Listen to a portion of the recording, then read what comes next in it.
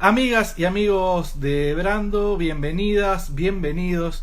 Mi nombre es Humphrey Insilo, soy editor de la revista y en un ratito nada más vamos a estar conversando con Hernán Cataño. Lo que tengo acá es la tapa de Brando del mes pasado, en verdad, porque Hernán bueno, fue portada de Brando de el mes de mayo, pero hay una razón por la cual vamos a estar hablando con Hernán ahora, que es que estábamos esperando la salida de este libro, su libro de memorias, El sueño del DJ. Eh, Vamos a dar así, de esta manera. Hola Hernán, Hola ¿cómo Humphrey, ¿cómo estás? estás? Bienvenido, el gusto de saludarte. Un placer, gracias por invitarme. Bueno, y antes que nada, gracias por conversar conmigo, con nosotros, y felicitaciones. La verdad es que hiciste un librazo. ¿En El sueño, serio? el sueño del DJ es una historia maravillosa, es tu historia, es verdaderamente atrapante, se lee de un tirón, así que bueno, felicitaciones a vos y a todo el equipo. También vamos a contarle a nuestra audiencia, a la gente que se suma a la charla, que el autor de la nota de tapa de Brando también fue no sé si es exactamente el ghostwriter o cómo definirlo, pero la persona que te ayudó a hilar tus memorias, que es José S. Vamos a mandarle también un gran abrazo. Y me gustaría que arranquemos hablando del libro, del proceso, cómo fue el proceso, cómo recibiste vos la noticia o la propuesta de escribir un libro. Bueno, primero agradecerte tus palabras, la verdad que viniendo de vos vale un montón, sabés que tu palabra es muy respetada y que vos me digas que no sé cuánto leíste el libro, pero lo ojeaste, lo viste y que digas que te parece que está bueno, para mí que soy totalmente nuevo en este mundo, la verdad que me vale muchísimo. El proceso fue buenísimo, vos sabés que hace unos 3 años Nacho Iraola, uno de los directores de la editorial Planeta, se acercó a Cruz Pereira, mi manager y amigo, y a mí, a ver si me interesaba escribir un libro. El primer pensamiento que yo tuve fue que no, me parecía que me quedaba grande escribir un libro. Como ya dije alguna vez, o sea, yo soy consciente que tengo una carrera atractiva y que tengo una linda historia y que me fue bien, digamos, es como el DJ argentino que viaja por el mundo y tocó acá y allá, pero no estaba tan seguro que eso era un justificativo suficiente para escribir un libro. Y a mí tenía miedo de escribir un libro y sentir como que, ya te digo, como que me quedaba grande. Y después, justo cuando en el 2018, cuando hicimos todos los shows del Colón, en esa época tuve la oportunidad de hacer un montón de entrevistas con periodistas, no de los habituales. Cuando uno se sale de su lugar, por ejemplo, yo normalmente hago notas con revistas de música electrónica, pero cuando vas al Colón, te hacen notas de todos lados, del suplemento cultural de acá y de allá, y de un montón de periodistas de otro estilo. Y me pasó que con muchos de los que hablaba me decían, che, pero qué buena tu historia, porque vos cuando empezaste no te iba bien con esto, y ibas en contra de tu papá y en contra de esto. Y un día mirá dónde estás, ahora en el Teatro Colón. Entonces empecé a entender que quizás ahí podía haber una buena historia, ¿no? Es decir, no tanto el DJ en sí, porque yo podía ser DJ, podía haber sido, yo no sé, skater, podía haber sido escritor o podía haber sido otra cosa. Pero lo que sí creo que está bueno y puede servir de ejemplo a algún chico que se pueda interesar es eso de alguien que tiene la suerte como yo, desde que de muy, muy chico ya tiene una pasión muy clara, un norte, me gusta decir a mí, como que vos ya tenés un norte, decís, bueno, mi vida va para ese lado, y eso se cuenta bien en el libro. Y cómo entre eso y tus sueños y la pasión, bueno, un día sí, terminás en el Teatro Colón o en muchos otros lugares importantes o cosas increíbles que me han pasado, simplemente por creer en mí y por empujar con mi pasión en contra o por encima de un montón de otras voluntades que me querían torcer para otro lado, ¿no? Y ahí entendí que eso sí podía ser bueno para escribir un libro, ya te digo, no tanto la historia del DJ que viaja de acá para allá, porque no sé si eso es lo relevante, pero creo que eso termina siendo el vehículo para contar algo que es mucho más interesante, que va atrás, que es lo que te digo, esto de cómo uno creyendo en sí mismo, por más que se te ponga todo el planeta del mundo. Imagínate, yo en 1977, a los 12 años, le dije a mi papá, voy a ser DJ, o sea, casi me, viste, bueno, está todo en el libro, ¿no? Pero era muy distinto, era un mundo muy distinto que el de ahora. Y bueno, y sin embargo yo me planté y me fui peleando, entre comillas, contra todos los obstáculos y todos los problemas que se me fueron presentando en el camino, que fueron muchos años de remar y remar hasta que la cosa empezó a encauzarse, ¿no? Y sin embargo yo jamás dudé, jamás dudé ni de la música, ni de si estaba haciendo bien o no. Así que bueno, creo que el libro se trata de eso, ¿no? No, claro, no te lo decía de compromiso ni un elogio, ya te digo, gratuito. Me lo mandaron hace 2 días y no lo pude largar. ¿En serio? ¡Wow! Lo terminé recién y pensaba en que en realidad, bueno, hay muchas cosas, primero a nivel personal, de todo un vínculo con un mundo del que habla el libro y que después me gustaría que nos metamos en eso, que es el del mundo del club italiano, de Caballito, de esa época, pero más allá de eso, repasándolo y siendo aparte absolutamente sincero, yo no formo parte de la cultura de la música electrónica, es algo que me pasó tangencialmente. Aún así, leyéndolo, sobre todo todos los recuerdos de mi adolescencia en los años 90, realmente es como también un modo de contar la historia de una generación contando tu propia historia, la construcción de tu carrera y también la construcción de una cultura, que es la cultura de la música electrónica acá en la Argentina. ¿Vos sos consciente de eso? ¿Fue algo buscado o simplemente vos te pusiste a pensar en tu historia? Mira, no planeé. Yo tenía, como siempre digo, tenía esa pasión desde muy chico que me gusta usar el ejemplo de que es como que vos tengas atrás en la espalda un motor fuera de borda que te empuja para adelante. O sea, vos no estás, digamos, haciendo voy a usar esta estrategia para lograr tal cosa. No, es como que vos vas para adelante con la música que te gusta y ya te digo, y por más que los primeros años o unos cuantos años no lograba tener ningún efecto lo que yo hacía, pero sin embargo en ningún momento dudaba de que quizás estaba equivocado, que quizás era como una especie de inconsciente o un loco viste, que iba para adelante, un soñador, un romántico. Soy pisciano, que también eso me hace, viste, ir mucho, siempre estar volando un poco. Y era siempre soñar, un día las discotecas se van a llenar y a la gente le va a encantar la música house.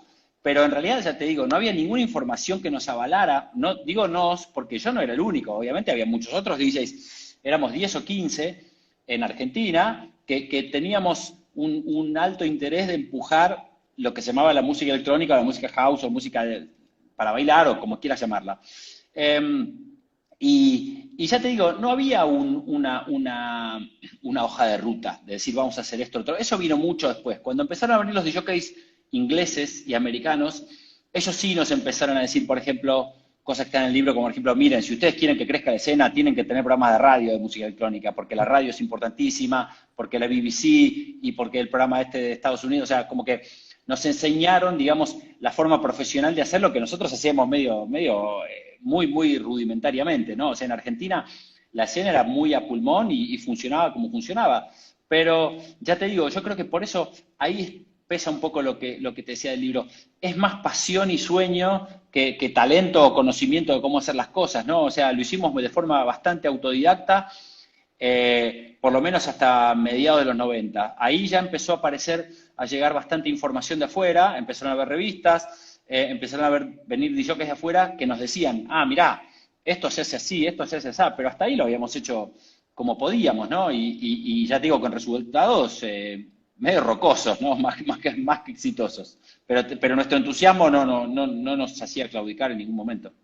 Vos te transformaste en un referente no solo a nivel local, sino a nivel mundial del DJ desde un punto de vista artístico, pero también del oficio. Y si bien acá no había una escena de música electrónica y la fueron construyendo ustedes, sí tenías tus referentes. Uno de ellos es Alejandro Pont de Sica, que es el autor de uno de los prólogos del libro. Fue uno de los primeros DJs que vos idolatraste, si se quiere, o por lo menos tomaste como referente, ¿no? No, no, por supuesto. Alejandro fue importantísimo, primero porque fue el primer DJ profesional que yo vi. Yo a los 12, 13 años jugaba a poner música con mi vecino Pablo Marchetti en mi edificio ahí en Caballito. Juntábamos dos equipos de audio y poníamos música. No conocíamos ni siquiera la palabra DJ, éramos menores como para decirlo. Perdón, una aclaración importante. Pablo Marchetti, pero que no es Pablo Marchetti, el periodista, el fundador de la No, no, revista. no es. Vamos a No es. aclarar porque... Este es un Pablo Marchetti que trabaja en turismo. Y él y toda su familia, bueno, está bueno leerlo en el libro, pero él y toda su familia eran vecinos de mi edificio y así como en mi casa mi papá era cero sonido y música y todo eso, estos eran una familia de audiófilos que estaban todo el día comprando equipos nuevos y púas nuevas y una música muy diferente de la que yo escuchaba en mi casa y en la casa de ellos conocí un montón de artistas increíbles que me acompañaron después el resto de mi vida y que, bueno, para mí fueron una influencia enorme, toda la familia Marchetti, ¿no? Que está ahí en el libro bien, bien contado.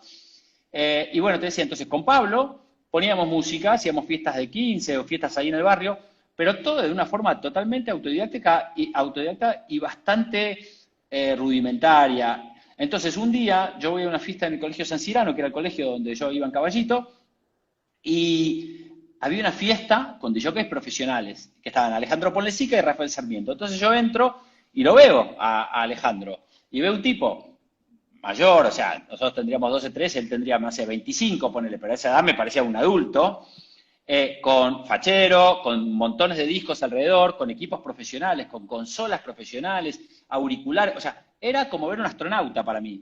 Y yo veía que él hacía lo que nosotros hacíamos en forma así como un juego, como un hobby, y ya te digo, sin poco conocimiento, lo hacía de una forma así impresionante, ¿no? O sea, yo siempre digo lo mismo, es como que si nosotros jugábamos a la pelota en el Parque Rivadavia, así digo, a la pelota a propósito, y de golpe te hubieran trasladado al Camp Nou y veías una cancha con jugadores, pasto profesional, arcos, referee, equipo de fútbol, botines, o sea, era la versión multiplicado por 1000 de lo que hacíamos nosotros.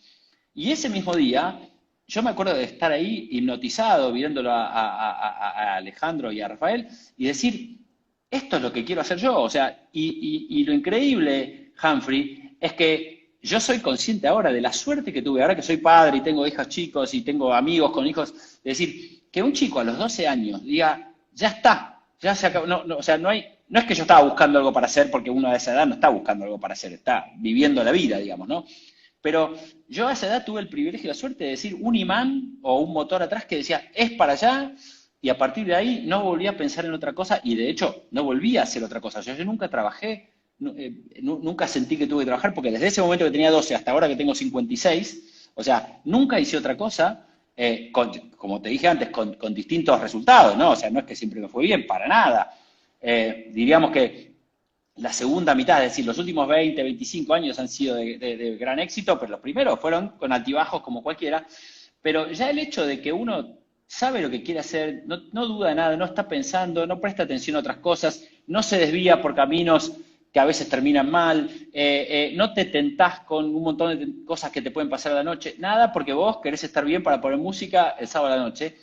Es una suerte y un privilegio, y no sé, ni sé qué adjetivo calificativo, vos quizás que sos periodista, le encuentres uno mejor, ¿no? Pero te quiero decir, a mí hoy día veo clarísimo, decir, mirá que he elegido, en ese sentido, no he elegido por ser especial, sino por la suerte, por la lotería, es decir, de haberme ganado eso. Entonces Alejandro fue el primero que vi, por un lado, y después, sin spoilear mucho el libro, después hubo otro momento muy importante de mi vida, en el cual, ya te digo, así random, yo no estaba bien, no estaba pasando un buen momento de mi vida, y Alejandro me vuelve a cambiar la vida o a salvar la vida en otra situación que pueden leer en el libro, pero que tiene que ver con el Pachá.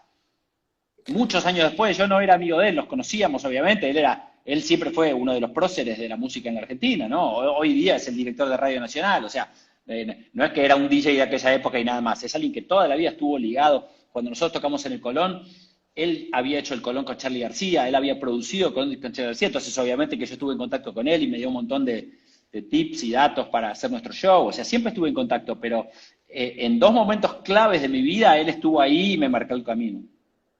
Yo creo que, no sé si es un adjetivo calificativo, pero sí sin dudas hay algo que caracteriza toda tu historia, que es la coherencia.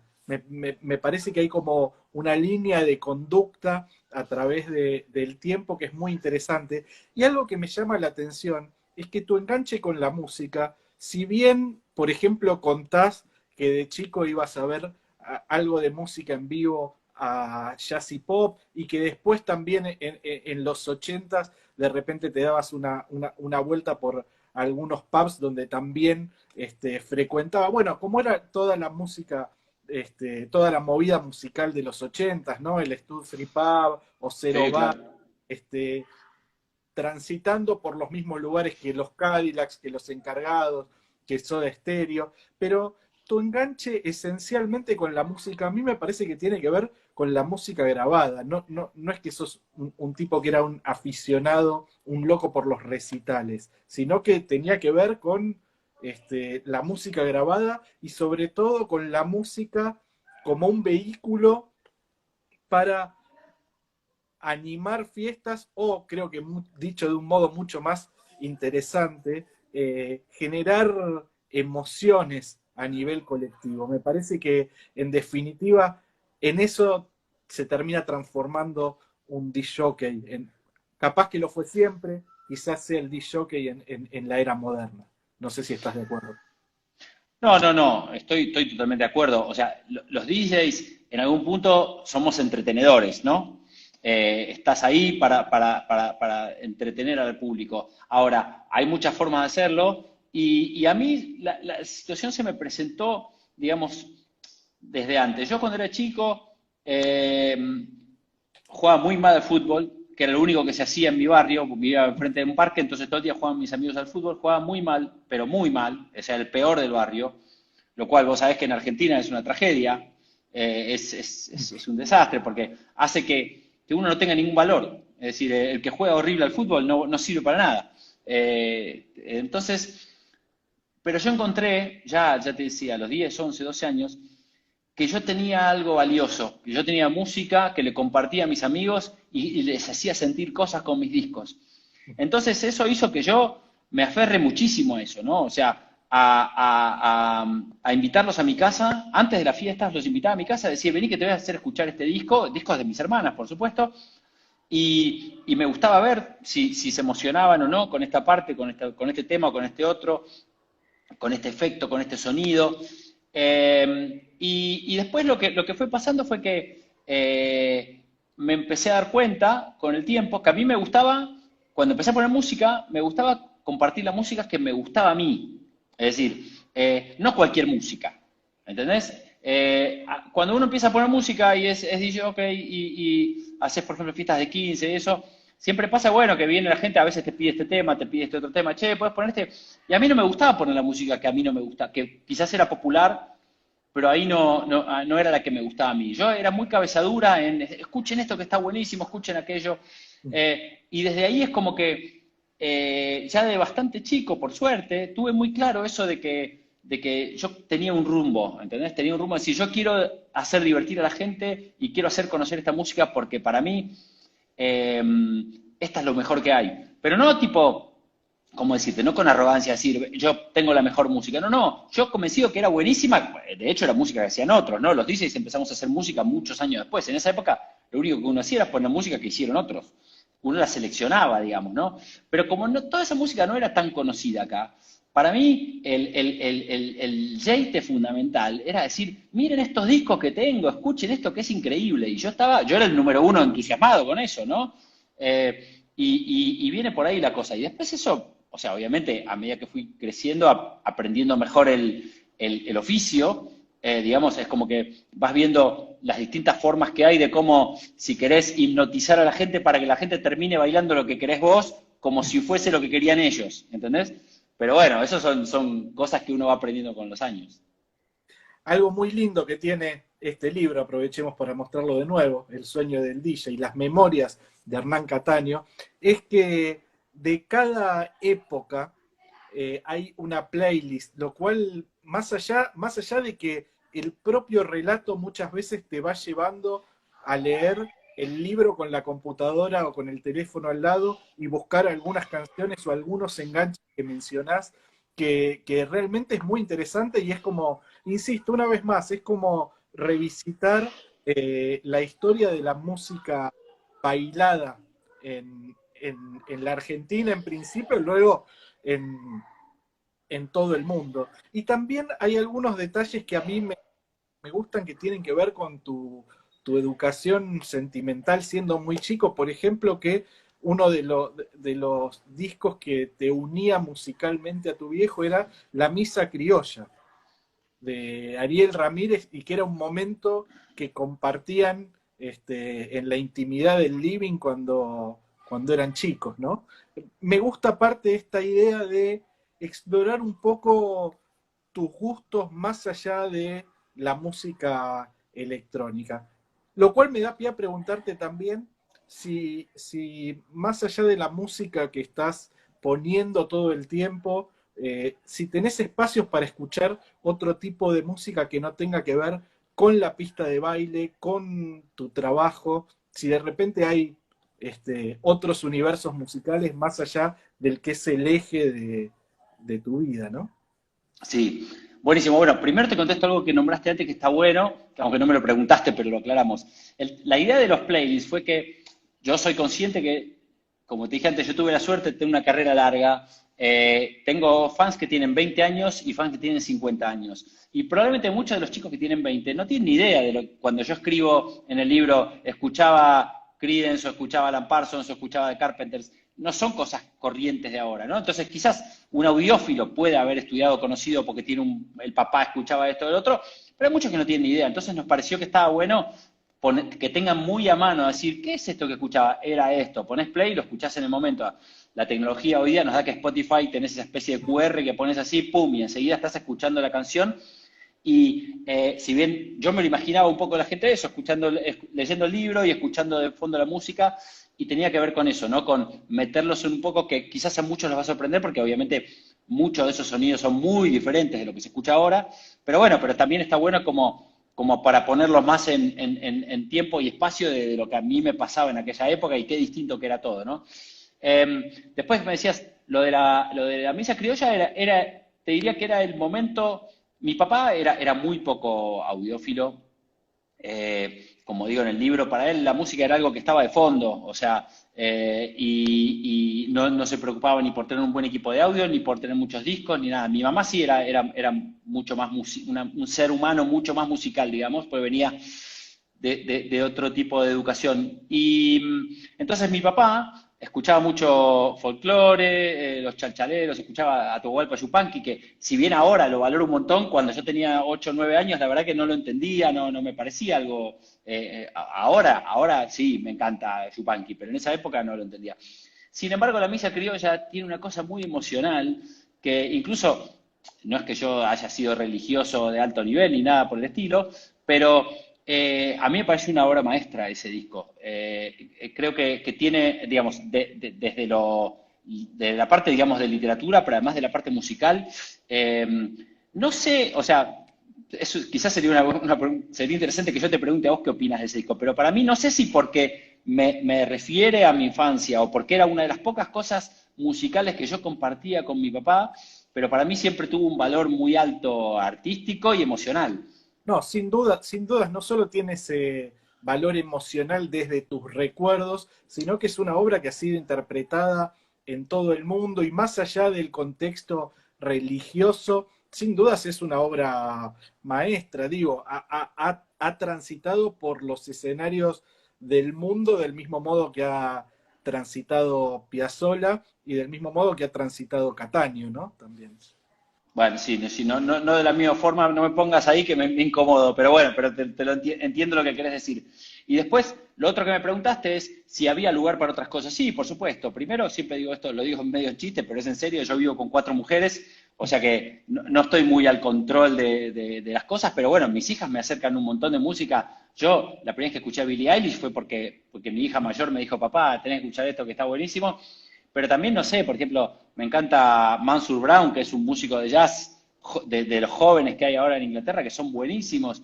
Y hay un montón de cosas que van por fuera de la música electrónica que cuando tengo tiempo escucho. Hoy día la tecnología y el multitasking y Instagram te da la oportunidad de, digamos, voy a decir esto, en el buen sentido te bombardean con cosas y uno, si está más o menos despierto, vas a encontrar decir, uy, a ver, muchas no sirven para nada y son una basura, pero también hay un montón de cosas de decir, uy, pará, y mirás esto y te enganchás de este con este, o a veces en Spotify que decís, bueno, si te gustó este, te gusta este otro, y hay cosas que son realmente muy interesantes y que te metes en un túnel del cual no salís más, ¿no?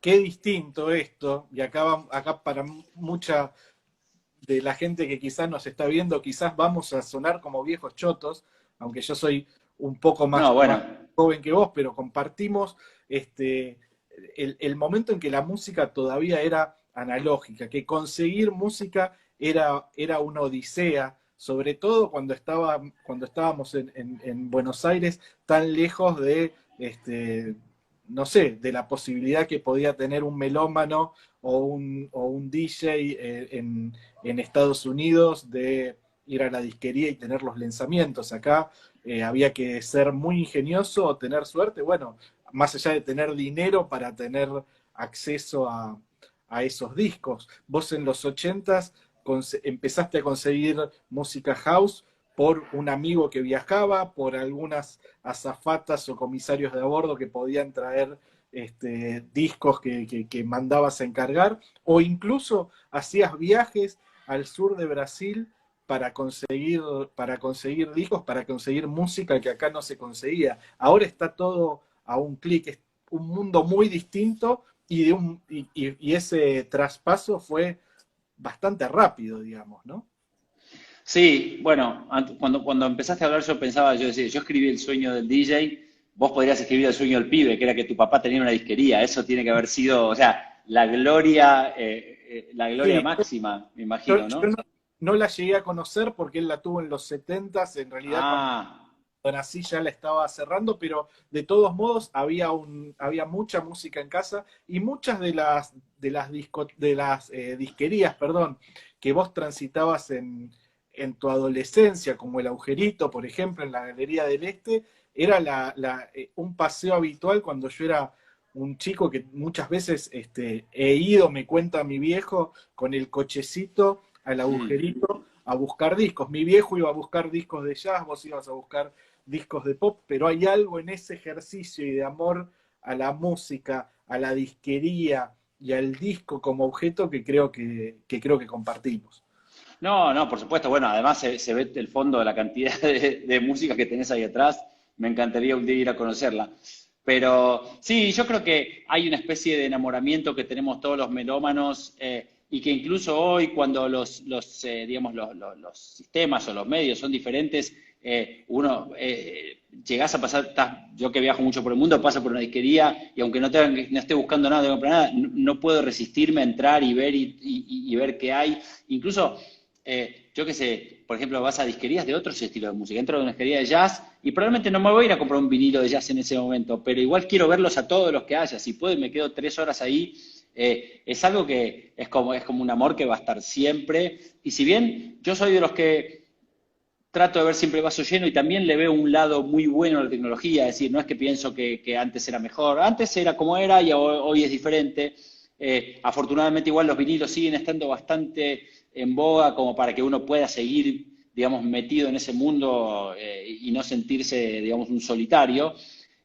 También creo que el lado beneficioso de la tecnología de hoy es que uno puede acceder a una cantidad de cosas a una velocidad y sobre todo nosotros económicamente dejamos la vida por nuestros vinilos y hoy día no hace falta, ¿no? O sea, hoy día uno puede obtener, si partimos de la base que la música es cultura, hoy puede uno con una cuenta de Spotify acceder a toda la cultura musical del mundo o a casi toda, digamos, no sé, el 80% de la música está ahí casi gratis, o sea, eso también hay que decirlo, ¿no? O sea, Está la cuestión así del freak de los vinilos, que te vas a Japón porque sabes que ahí hay unas ediciones especiales, que eso somos vos y yo, no tienen por qué ser los demás, digamos, pero también creo que hay un lado del acceso a la música y a las cosas de calidad que también es un valor del día de hoy, ¿no? Sí, sin dudas. Me perdí un poco porque siento que nos fuimos un poco por las ramas, pero de todos Yo modos hablo, te pido disculpas, pero yo hablo un montón. hablaste del jazz y no sé si, esto es una curiosidad personal, pero no sé si escuchaste el disco de Floating Points con Farrah Sanders ahora de hace unos meses que en parte me hizo acordar a tu experiencia con la orquesta sinfónica dirigida por Gerardo Gardelín, bueno, y tu llegada al Teatro Colón, pero me daba curiosidad si habías escuchado Sí, sí, ese... sí, sí, sí. Sí, porque además, supongo que a vos te debe pasar lo mismo. Yo tengo un network de amigos que son fanáticos, que no son tan electrónicos como yo, porque quizás escuchaban electrónica cuando teníamos 15, 20, 25 años, pero después crecieron. Yo seguí ligado totalmente al mundo DJ, ellos siguen ligados a la música y obviamente que están más cerca del jazz o del rock o del indie pop que de la música electrónica que pongo yo los fines de semana. Y ellos son grandes informantes. A mí me sirve muchísimo porque yo a veces, que ya te digo, yo quizá me paso 4 o 5 horas por día escuchando música electrónica, todo lo que recibiendo, analizando, y no tengo todo el tiempo que querría para estar inmerso en todas las novedades musicales de todos los estilos de música. Pero ya te digo, tengo unos cuantos amigos, como en aquella época era el Flaco Carly que me traía discos de Estados Unidos, de House. Bueno, ahora tengo muchos amigos en distintas partes del mundo y aquí en Argentina que me dicen, o por ejemplo, nuestro conocido en común, Julito Lugones, que le mandamos un abrazo y también él me dice, escuchaste esto, escuchaste aquello, y cosas que quizás yo no accedería o los paso por alto porque estoy distraído con otras cosas que refieren más a mi profesión, pero obviamente que encantadísimo de escuchar. Y creo que una de las pocas cosas buenas que hubo en esta época de pandemia del último año y medio fue que uno tuvo mucho más tiempo de lo habitual para bucear y meterse a ver otras cosas, ¿no? Sabés que tengo acá un recuerdo personal, pero mira, esto es un programa debe ser de fines de los años 90, un concierto que había organizado mi viejo, de Dana y Ara Tocatlián, de Fua. Arco, y mira quién era el tecladista, Gerardo Gardel. No, Gardelín. No solo eso, Bueno, después mandámelo y le mandamos una foto. durante muchos años tuve está así porque lo tuve colgado en mi habitación y está firmado y autografiado por Gerardo Bardelín, que hizo una carrera increíble y que dentro de tantísimos mojones fue el responsable de dirigir a la Orquesta Sinfónica en Connecticut, ese espectáculo increíble que armaste en el Teatro Colón. Hay un documental en Netflix que cuenta la experiencia, pero también al menos permite entrar un poquito en tu vida y creo que se complementa mucho con el sueño del DJ. Y vamos a mostrarlo de nuevo porque está buenísimo, no se lo pierdan. Y me gustaría que me cuentes cómo fue esa experiencia. Supongo que muchas y muchos habrán visto el documental, pero hay algo muy interesante que es el respeto en tu vínculo con Gerardo, que practica y cómo lograron a la vez congeniar algo tan interesante, ¿no? Sí, bueno, obviamente, bueno, aprovecho, le mandamos un abrazo a Gerardo, gran amigo, gran tipo, un ser humano de primera y bueno, y una bestia como productor y arreglador y director. Eh, Gerardo fue pieza fundamental porque nosotros veíamos que había muy mala imagen de la música electrónica en Argentina y yo estaba bastante en contra de eso, de decir, yo podía aceptar o entender, de decir, bueno, ok, puede haber mucha gente que no le gusta la discoteca, no le gusta el humo, no le gusta las raves, pero la música, ¿qué tiene que ver acá? O sea, ¿por qué vamos a echarle la culpa a la música? Entonces, con Cruz Pereira, mi manager y amigos, se nos ocurrió decir, bueno, ok, tenemos que, para validar la música como nosotros queremos, tenemos que sacarla del lugar donde todos la miran de costado y vamos a llevarla a un lugar que sea respetadísimo y ahí vamos a ver si se la banca, ¿no? De ahí salió la opción del Colón, para no hacer todo tan largo, de ahí salió la idea de trabajar con Gerardo, y Gerardo fue el nexo fundamental, porque obviamente yo tengo mi team con Oliverio y con Bounder, que hacemos música electrónica de toda la vida, pero bueno, esto era primero un desafío enorme, era una responsabilidad increíble, había mucha gente en contra, tenía que salir bien sí o sí, y Gerardo no solo hizo los arreglos de la parte sinfónica, que eran importantísimos, sino era el nexo entre nosotros y los músicos, que también ellos nunca habían tocado sobre una base electrónica y tenían un desafío importante a nivel técnico, ¿no? Y cuando uno pone una base electrónica que es digital versus lo análogo de la orquesta, eso puede salir muy bien o puede salir muy mal. Y teníamos encima, nos habían dado muy pocos días de ensayo, se nota eso, se nota cierto nerviosismo en el documental cuando que está filmado es el backstage, los días del ensayo estábamos todos bastante nerviosos porque el show no fluía como queríamos y se nos venía el estreno encima y la cosa le faltaba.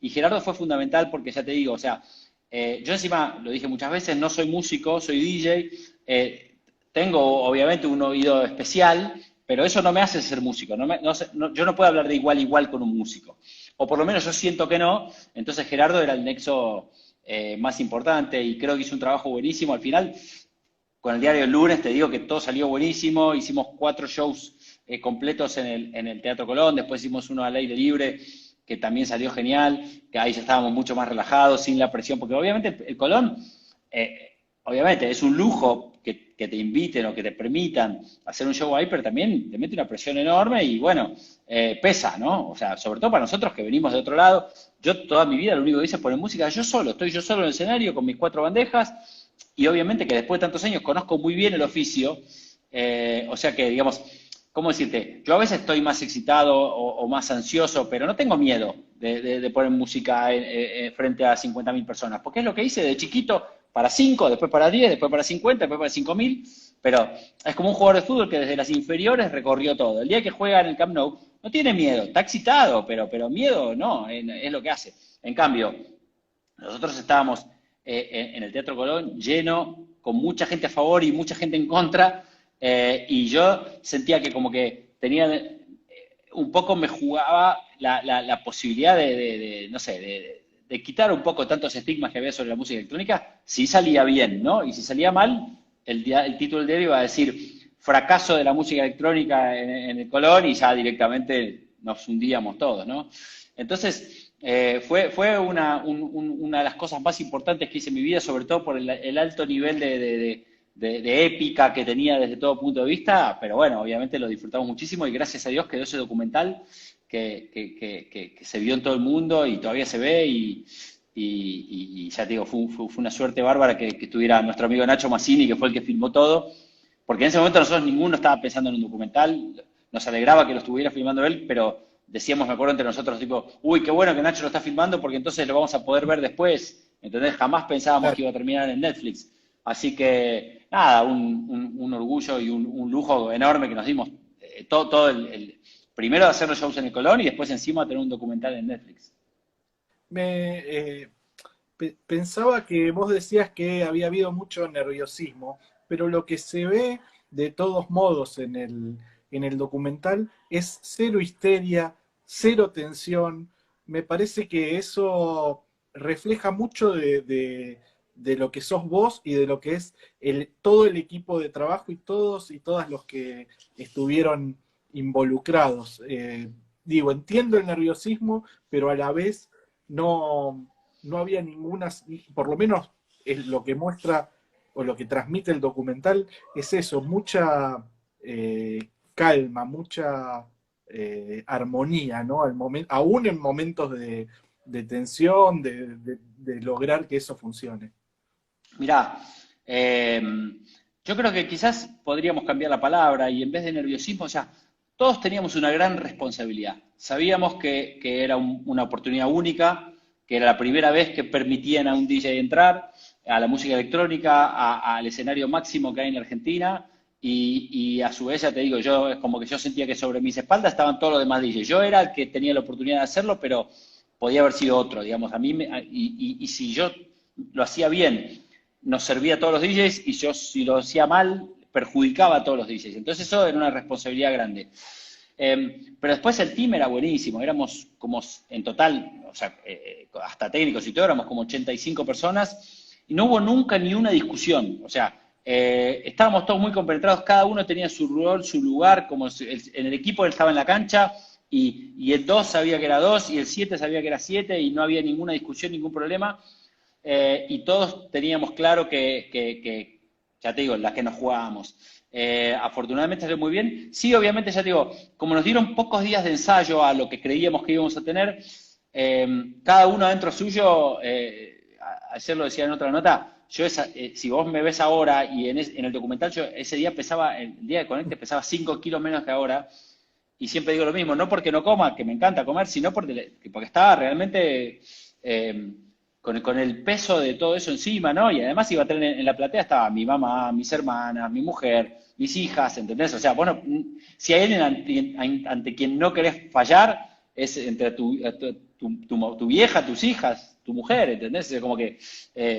entonces, para mí estaban todos mis amigos, toda la industria, es como que tenía que salir bien sí o sí, y para serte honesto, al momento del primer show estábamos un poquito menos ensayados de lo que debíamos, no porque no hubiéramos querido, eso es lo que nos daba tanta bronca, era que nos dijeron como, obviamente cuando vas a Colón tenés que aceptar un montón de condiciones que te ponen y entre las condiciones eran 3 ensayos, digamos, 3.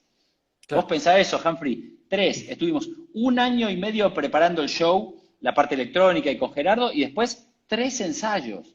Claro. Entonces, estábamos medio choqueados con eso, ¿no? Y encima cuando hasta el segundo ensayo la cosa iba bastante floja, digamos. Pero bueno, yo siempre digo, no sé si será karma o qué, o no sé, o hay un Dios, o un Buda, o un Jehová, o un Alá, pero alguien había ahí porque cuando el último ensayo, antes de la primera función, había sido, ya te digo, medio flojo, sin embargo la primera función salió, te diría, un 7.50, 8, y bueno, ya te digo, es como que algo nos iluminó para que todo salga como salió.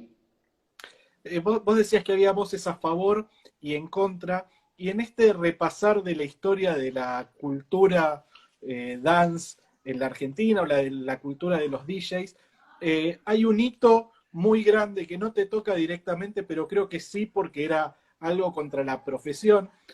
Todos en la Argentina recordarán que hace unos 20 años, en el programa Sábado Bus, que conducía Nicolás Repeto, un famoso encontronazo entre Papo, una leyenda del rock argentino, llamémosle la ortodoxia del rock argentino, y DJ Dero, invitados al mismo programa, y en un momento Papo le tira muy mala onda a DJ Dero, dice, conseguiste un trabajo honesto, y casi al mismo tiempo que eso, habría que chequear un poco las fechas, toca Divididos en el Luna Park e invita a tocar a Zucker que por otra parte toca el bajo en el concierto del Teatro Colón, compañero de muchísimos años, mencionado muchísimo en el libro, incluso contás algo, y hago un paréntesis, que él era corredor de botones, vendía botones en el barrio de Once, en un momento en paralelo a su carrera de DJ. Pero lo que me refiero es que casi al mismo tiempo que pasaba eso con Papo, una banda de rock como Divididos, que llenaba el Luna Park y hacía un concierto increíble, invitaba a Zucker a poner música con ellos. Era algo inédito. Ese concierto fue histórico por muchos motivos. También estaba Fortunato Ramos, que es un músico del norte de la Argentina, con el arque, que es un instrumento arcaico, y era como un encuentro entre lo arcaico, lo prehispánico y el futuro. Lo más moderno. La cultura del DJ, lo más moderno, con unos... ¿Cómo recordás ese momento, hablando de tensiones, ¿no? Tensiones entre escenas? Bueno, sí, del día de Javi en el Luna Park, me recuerdo perfecto porque fui orgulloso. Yo estaba muy, muy feliz. Yo siempre tuve esta idea de que viste, o sea, como que los DJs nos pegaban, y sobre todo venía mucho del rock y nos pegaban. Y a mí me daba bronca porque yo soy más de vivir y dejar vivir, o sea, viste, está todo bien, porque, o sea, nadie discute al rock, nadie lo cuestiona, ¿por qué entonces nos cuestionan tanto a nosotros? Déjenos en paz. Pero entonces, para mí, cuando Javi llegó al Luna Park, fue un triunfo tan grande como cuando yo llegué al Colón. O sea, son hitos para la carrera de los DJs, no mío o de Javi para cualquiera. Y estaría feliz de que cualquier otro DJ haga cualquier cosa semejante. Pará. Y te lo engancho con eso, ¿por qué? Porque lo mismo pasó cuando un año antes DJ Dero había hecho un remix para Donna Summer y había llegado al ranking inglés, no sé si al 1 o al 2, estaba súper arriba, ¿no?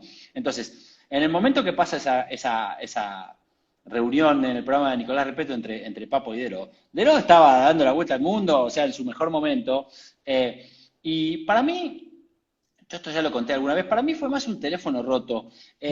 Siempre se dice, o sea, a Papo le molestaba que DJ Dero diga que tocaba, porque en realidad se dice play the guitar y también se dice play a record, o sea, tocar una guitarra o tocar un disco. Pero yo siempre dije esto, o sea, ningún DJ serio, o sea, un DJ, de los DJs en serio que nos dedicamos a esto profesionalmente, ninguno se quiere hacer pasar por algo que no es. Entonces yo creo que a Papo le molestaba decir, dale, si vos pones música, ¿por qué decís que tocas? Si tocar toco yo, pensaba él.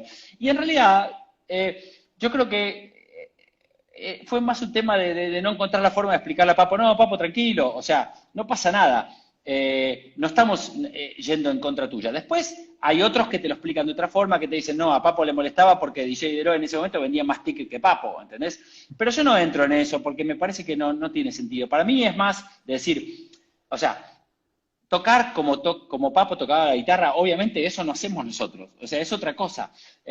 Si alguien le hubiera dicho, no, Papo, nosotros ponemos música y con eso generamos otra canción, creo que hubiera sido más fácil, pero bueno, viste cómo es, a veces los shows televisivos sirven para eso, ¿no? Para generar polémica, para que vos fijate, y en ese sentido, si bien yo no comparto eso, pero reconozco que 20 años después vos y yo estamos hablando de eso, ¿entendés? Exacto. O sea, mirá lo bien que lo hicieron, ¿no? Que quedó marcado como un hito en la historia Sí, de la televisión argentina, sin dudas, en la historia de la escena musical argentina también. Y a claro, pero la vez lo que siento también es que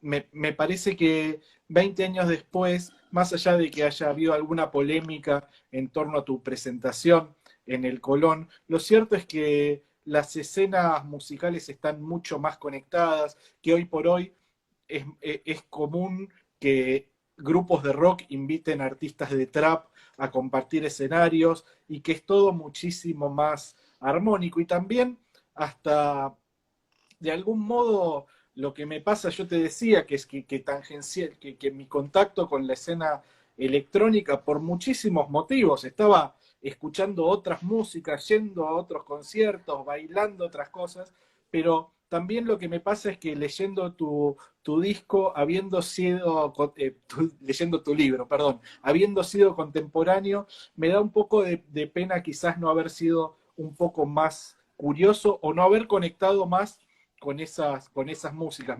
Mis experiencias en las raves fueron muy ocasionales y quizás me hubiera gustado explorar más. Aún así, entiendo que lo que se fue construyendo es muy, muy importante. Eh, Hernán, quería preguntarte también por tu vida antes de la pandemia, tu vida en estado de gira, digamos, a partir de tu despegue internacional con una infinidad de shows en puntos diversos de todo el mundo. En esa dinámica, digamos, de tocar muchas noches a la semana en lugares distintos, ¿vos ya tenías armado una base de un show o cada noche era diferente? no, no, no. Nunca hay dos shows que sean iguales. Nunca, jamás. Lo que uno hace es lo siguiente, imagínate. Yo, como te conté más temprano en la nota, yo siempre fui uno de esos que decir, a mí me gusta poner la música que me gusta a mí. O sea, hay lo que se llaman los DJs crowd pleasure, que es decir, es el que pone los hits que la gente tiene ganas de escuchar, que está fenómeno, Pero yo no soy ese tipo de DJ. Yo soy el tipo de DJ que pone la música que me gusta a mí. Yo busco entretener a la gente con la música que me gusta a mí. Habiendo dicho esto, obviamente, supongamos que hagamos de cuenta que estamos en la época de los vinilos porque es más fácil de explicar. Yo Exacto. tengo 2 cajas con 200 vinilos y tengo que poner música 6 horas, lo cual me va a llevar, voy a escuchar 70, 80. Bueno, esos 70, 80 van a salir de los 200 que tengo. Ahora, dentro de esos 200 que tengo, quizás tengo la primera mitad que es un poco más tranquila y la segunda mitad que es un poco más fuerte. Todo eso dentro de mi catálogo de lo que a mí me gusta, yo voy a llegar un día, por ejemplo, no es lo mismo si pongo música a las 3 de la tarde en una playa en Holanda, que la cosa va a ser, digamos, más si querés, más cantadito, más volador y suave, que si son las 5 de la mañana y estás en Alemania en una rave al palo, y ahí probablemente vas a poner más un tecno melódico, yo pondría, ¿no? A mí el tecno común, el tecno más vacío no me gusta, pero el tecno melódico sí me gusta. A mí me gusta que todo tenga mucha melodía. Vengo del rock progresivo, de Pink Floyd, de Led Zeppelin, o sea, todo tiene que tener melodía, así, Genesis, todo ese tipo de música, ¿no? Y la mayoría de la música que yo pongo ahora tiene muchos denominadores comunes con eso que escuchaba cuando era chico. Entonces te decía, dentro de lo que a mí me gusta, yo voy a ir. No es lo mismo si hay sol que si no hay sol, no es lo mismo en una discoteca donde hay muchas chicas que en una discoteca donde hay muchos chicos, no es lo mismo si está todo oscuro que si hay muchas luces. O sea, todo eso predispone distinto a la gente y hace que vos tengas que ir moviéndote. Obviamente, vos te vas preparando y ya te digo, vos tenés que ir aún dentro de lo que te gusta, pero con opciones para todas las posibilidades que pueden pasar, ¿no? Imagínate no decir, ah, no, mira, yo solo tengo música para si hay sol, si ahora se nubló, no tengo, no. O sea, vos tenés que estar preparado, pero siempre dentro de lo que me gusta a mí. En un momento era limitado por la cantidad de discos con los cuales vos podías viajar por el mundo. ¿En qué momento fue que hiciste el cambio del vinilo al pendrive, digamos? Mira, no, primero en el medio hubo CDs. Hasta el 2000 era únicamente vinilos. En el 2000 empezamos a hacer un híbrido de más vinilos y algunos CDs. Uno tenía CDs, no porque no quisiera tener vinilos. Supongamos que vos, Humphrey, me decías, Hernán, en 2001, por ejemplo, vas a tocar esta noche en Inglaterra. Sí, mirá, tengo un amigo que hizo un tema buenísimo, no sabes lo bueno que está, creo que te va a encantar. Vos me lo mandabas por un FTP, yo lo bajaba, me lo berneaba, me lo quemaba en un CD y lo podía poner esa misma noche en una discoteca en Londres. Que si Claro. hubiera querido esperar a que tu amigo edite un vinilo, pasaba un año.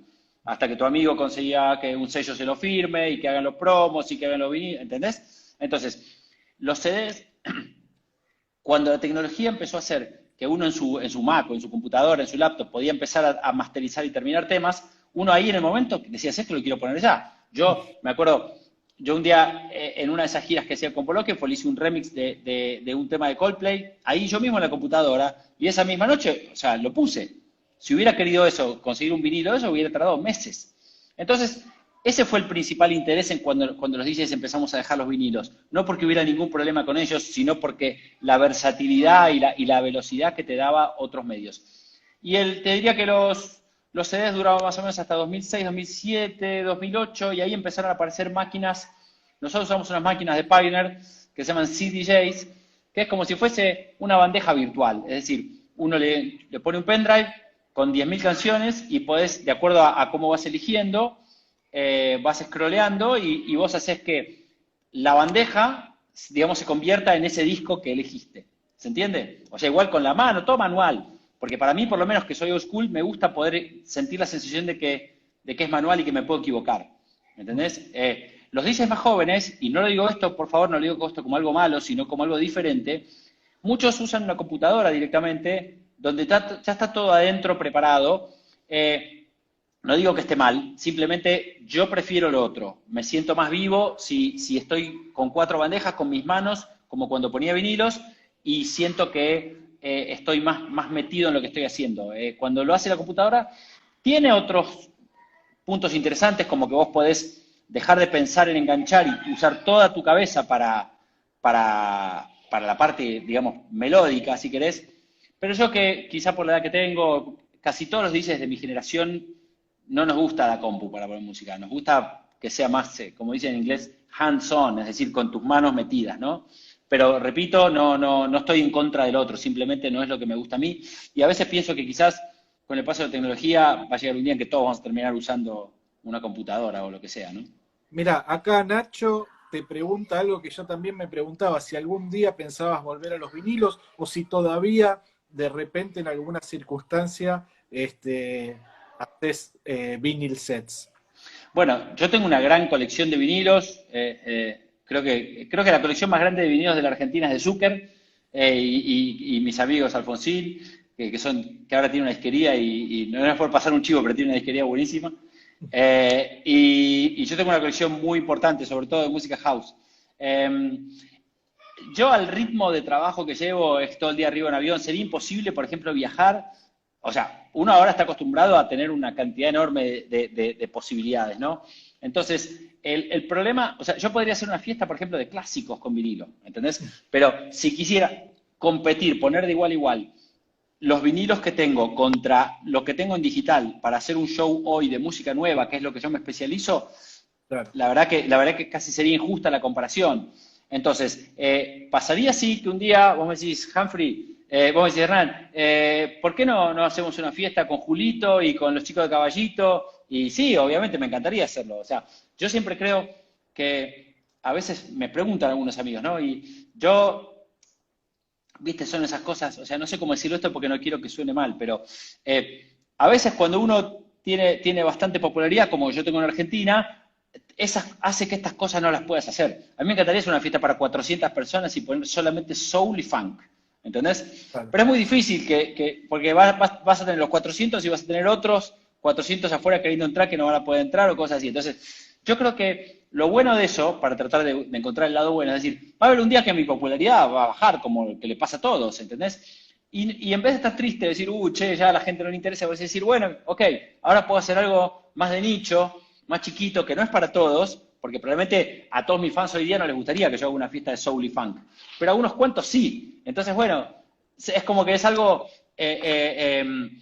para soñar e imaginar para más adelante, ¿no? En vez de deprimirse pensando, no, cuando no tenga tantos seguidores, no sé qué voy a hacer. No, yo sí sé qué voy a hacer. Voy a hacer un programa de radio, que siempre soñé que iba a hacer un programa de radio para invitar a alguien como vos y que te diga, agarrate 30 CDs de esos que tenés ahí detrás y vení y vamos a charlar de ellos.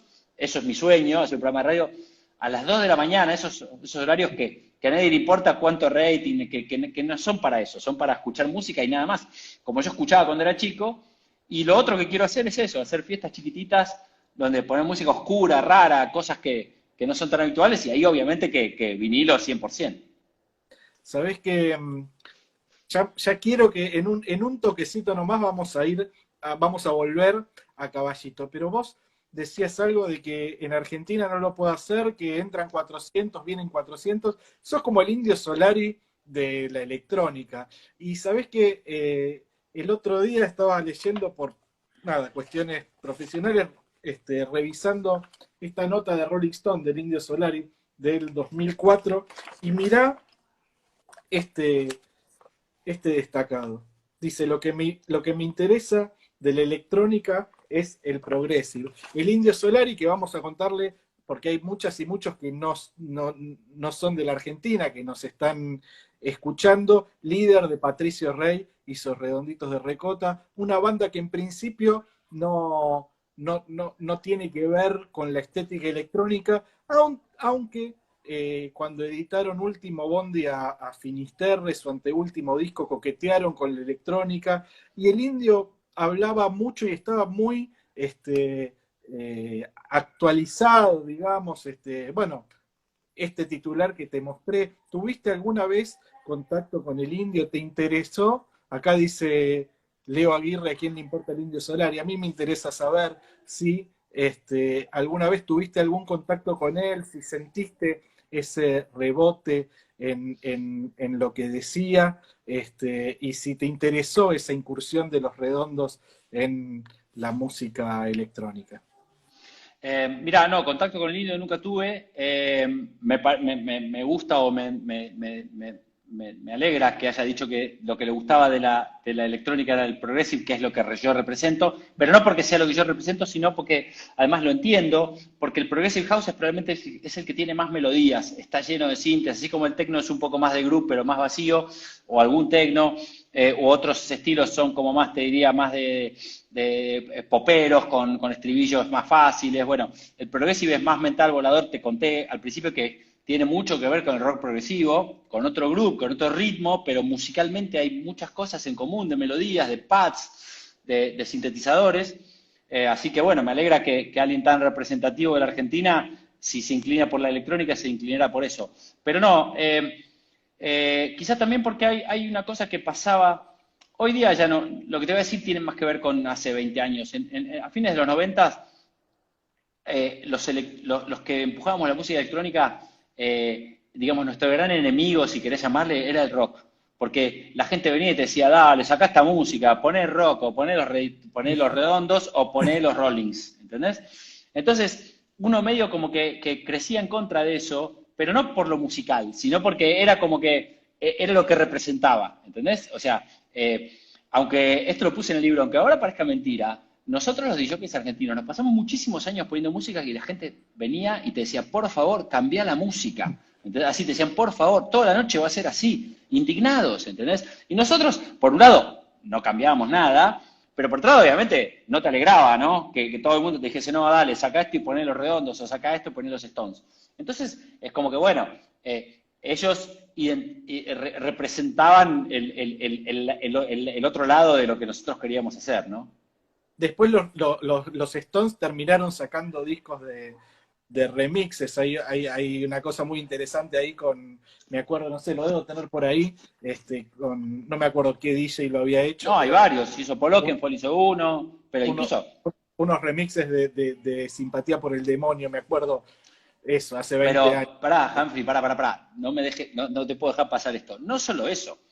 Y esto a muchos rolingas no les gusta, igual yo lo digo con respeto porque a mí esas canciones me encantan. En la época de la música disco, en 1980, y en el sentido, los Rolling Stones sacaron Miss You y Rescue, Emotional Rescue, que son canciones casi con ritmo de música para bailar. Entonces, la diferencia es que para mí, lejos de ser un problema, está buenísimo que sea así. ¿Entendés? Pero ellos no tuvieron ningún problema. Lo que pasa es que, especialmente otra cosa también está bueno decirlo, acá en Argentina como viste, nos gusta la grieta para todo y todo es así, es como que, no, los Rolling Stones nunca pudieron haber, sí, lo hicieron y no pasa nada, ¿entendés? O sea, como dijo una vez Darren Emerson, que fue un DJ, es un DJ importantísimo y fue uno de los fundadores de la banda Underworld, que fue una de las mejores bandas de la música electrónica, dijo, no se olviden que después de todo, esto es un entretenimiento, ¿entendés? Es como diciendo, no es la vida o muerte. Entonces, si supongamos que todos concluyésemos en que sí, los Rolling Stones dijeron, uy, la música de disco está fuerte, vamos a hacer un tema medio disco, no pasa nada, ¿entendés? No es que dejaron de ser los Stones o algo, pero bueno, tengo muchos amigos Stones, empezando por mi mujer, que es totalmente rolinga y no siempre les gusta esto. ¿Sabés qué? Bueno, hablabas mucho de progresivo y otro dato que vi en el libro, y esto es absolutamente personal, te lo voy a contar rápido, pero lo nombrás a Ricardo Medina de la disquería Big Bear Records, y es el papá de mi amigo Sebastián, hicimos juntos la primaria y la secundaria y es un referente increíble del rock progresivo. Me gustó mucho encontrarlo mencionado en El sueño del DJ, tus memorias. Ricardo era uno de los dueños de una disquería que se llamaba Big Bear, que durante muchos años fue uno de los principales, digamos, distribuidores de música para DJs en Argentina, donde todos los DJs de la Argentina, te hablo desde Ushuaia hasta La Quiaca, viajaban ahí a Arroyo y Suipacha, donde estaba, íbamos a comprar discos.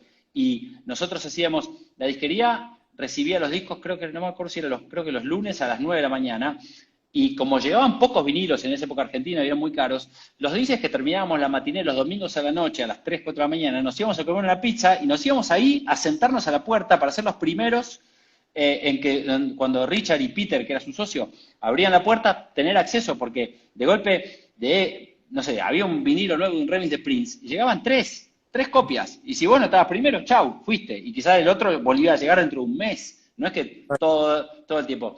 Bueno, y Ricardo además de ser un personaje sensacional, un gran tipo, muy gracioso, con un humor irónico, muy atractivo, interesante, además, ya te digo, nos generaba el acercamiento a un montón de música increíble, especialmente europea. Él era muy europeo.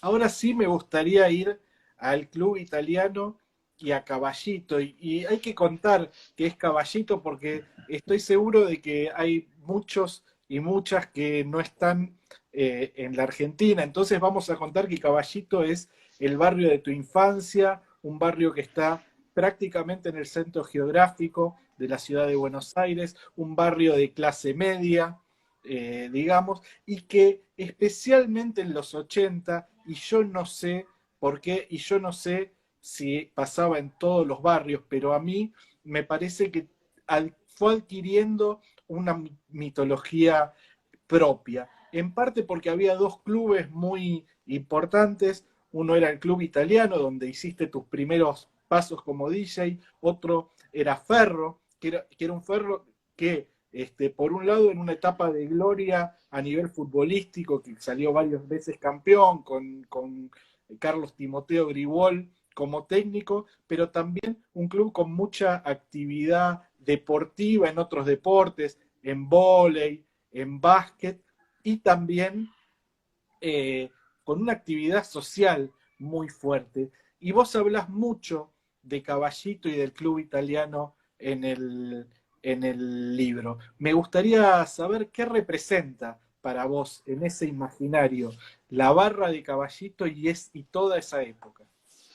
Bueno, Caballito es, ya vos ya hiciste una muy buena descripción, que no tengo mucho más que decir encima, pero obviamente es el barrio donde yo nací, me crié, digamos, vivía enfrente de un parque, jugaba a la pelota, íbamos al club, aprendí en el club, aprendí todo, aprendí a nadar, aprendí a jugar no sé, al básquet, a todas las cosas que hacíamos cuando éramos chicos, y tenía la particularidad que era un club social, además de un poco de deporte, en donde había un gran salón de fiestas y hacían unos bailes que se llamaban los bailes para la juventud. Hablo de una Argentina totalmente diferente de la que es ahora, donde uno normalmente vivía en tu barrio. Es decir, por ejemplo, no íbamos mucho a Belgrano o a Recoleta no sé, a lo sumo ibas a Flores. Entonces yo nací en Caballito, crecí en Caballito, a todos los colegios que fui a Caballito. Si bien era de Boca, iba a ver a la cancha de fútbol que iba, era la de Ferro, porque estaba ahí, como dijiste vos, en la calle Cuchacucha.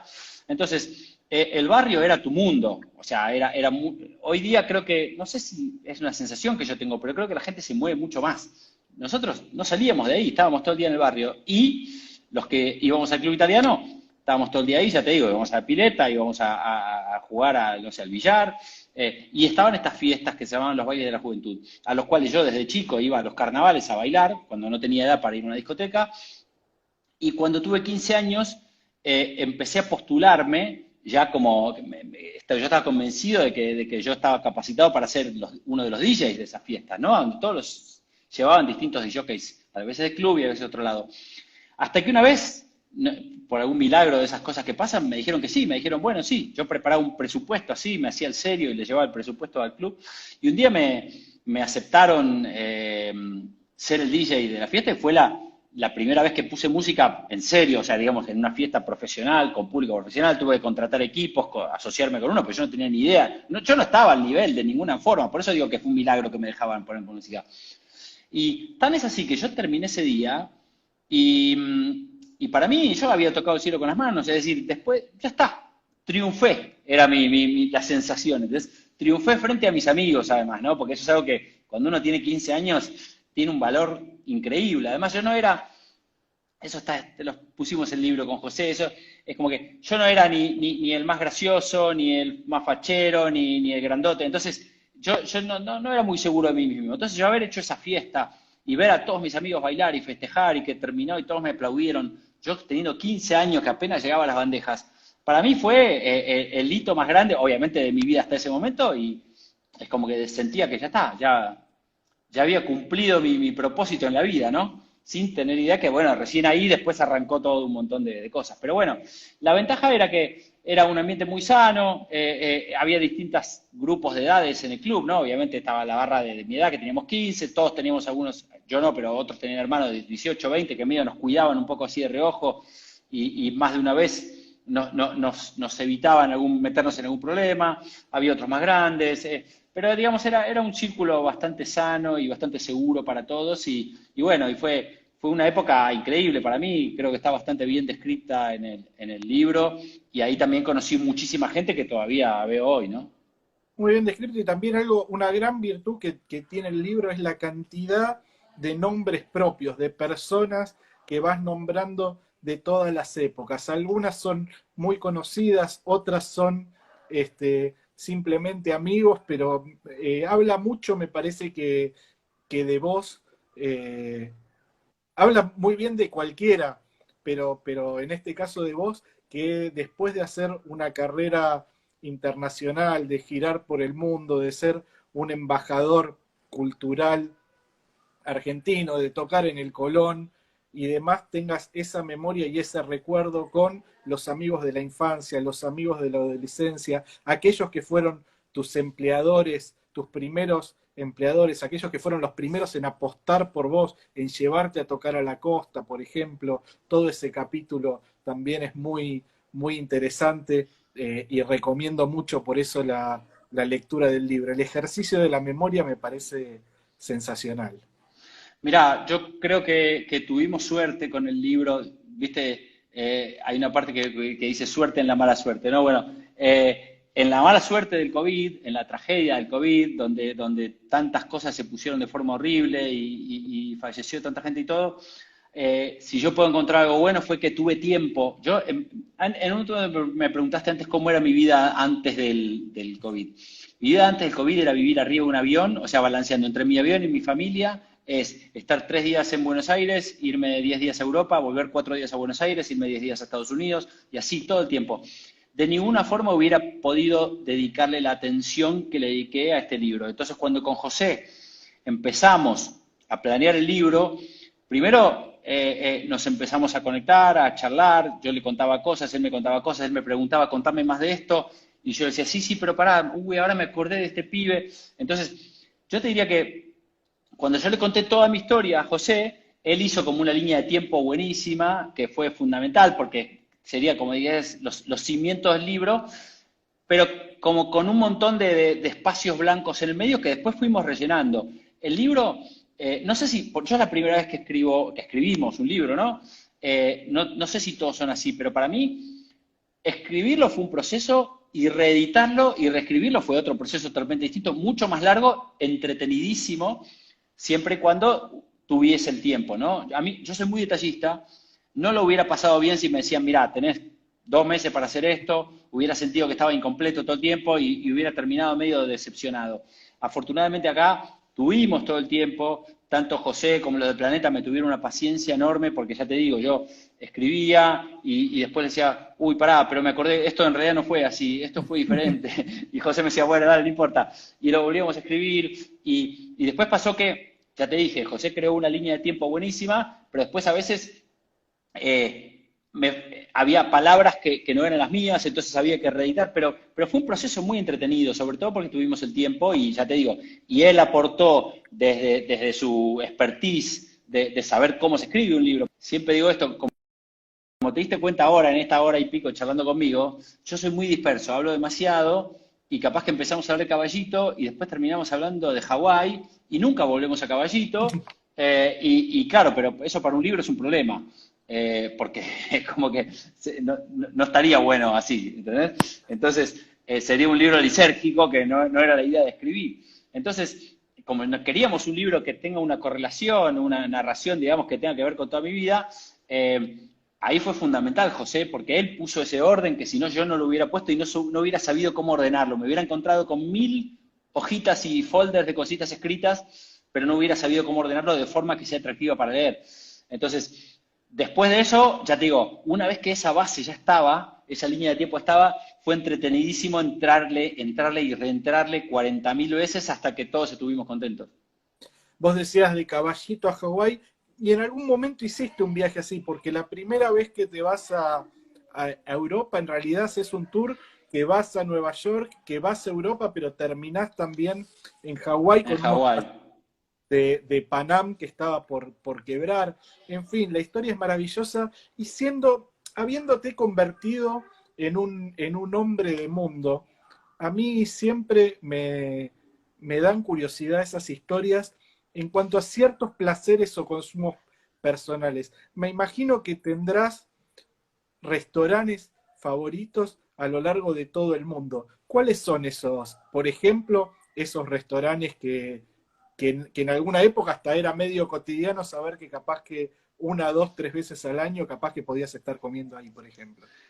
Mira, yo empecé a viajar mucho en el 98, 99 y a partir del 2000 ya me convertí, como dice el libro, en una persona en tránsito perpetuo, ¿no? Que está viajando todo el tiempo.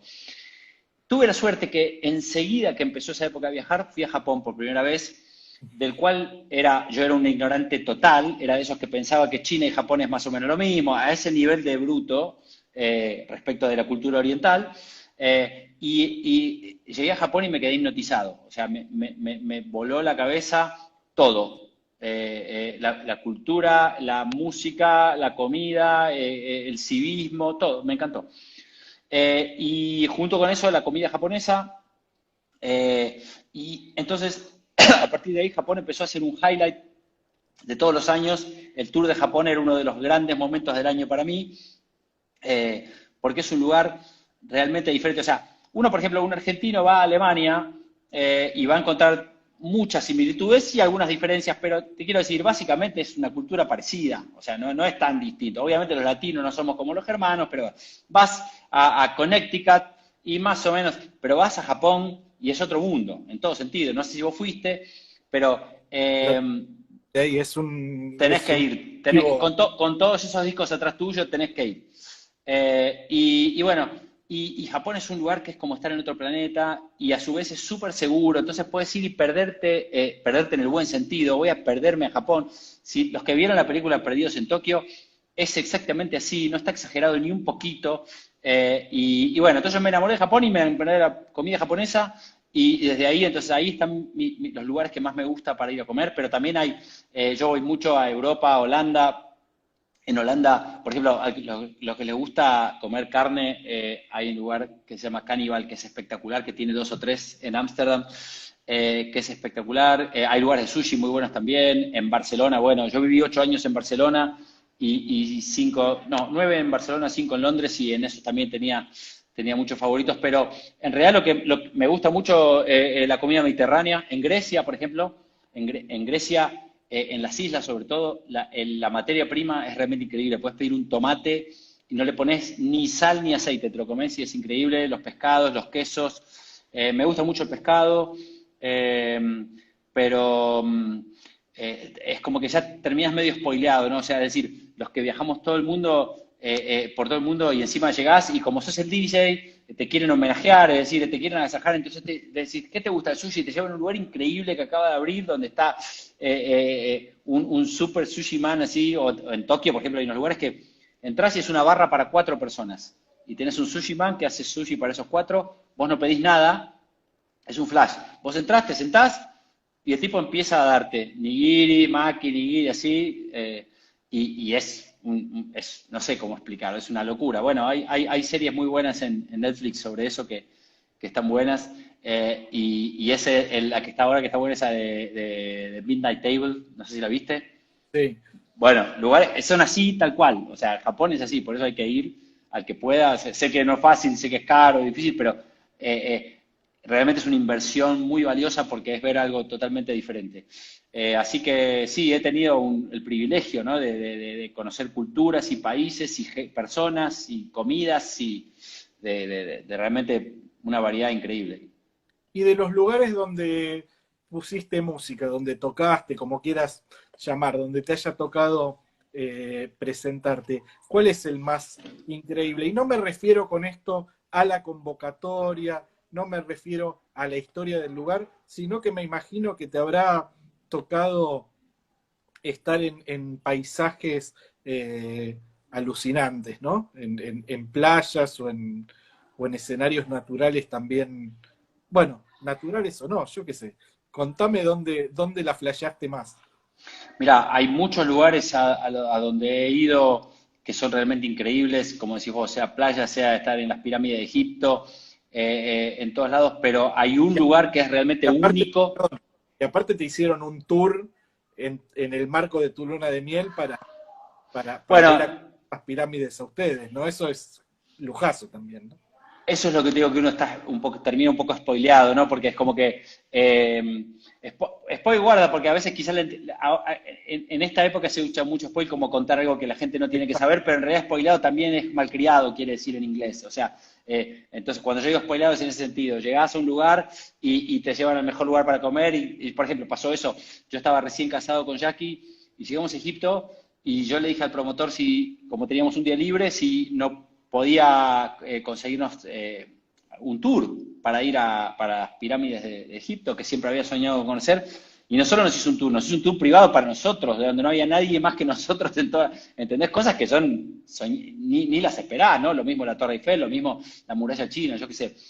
Pero, sin embargo, habiendo dicho esto, y más allá de lugares increíbles que estuve, hermosísimos, el mejor lugar que fui no tiene tanto que ver con lo geográfico, sino con lo que pasa adentro. Es un festival que se llama Burning Man, que también, al igual que Japón, como te conté, tuve la suerte de ir hace mucho, entonces desde esa época hasta hoy fui 20 veces, porque a veces te pasa, por ejemplo, hay lugares que son increíbles, pero los conocí hace 2 años recién.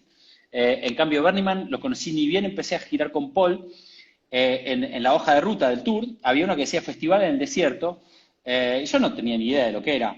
Yo cuando empecé a viajar con Paul empecé a descubrir un mundo que yo no conocía en todo sentido, ¿no? No solo los lugares donde íbamos, sino la forma digamos, de turear a nivel profesional.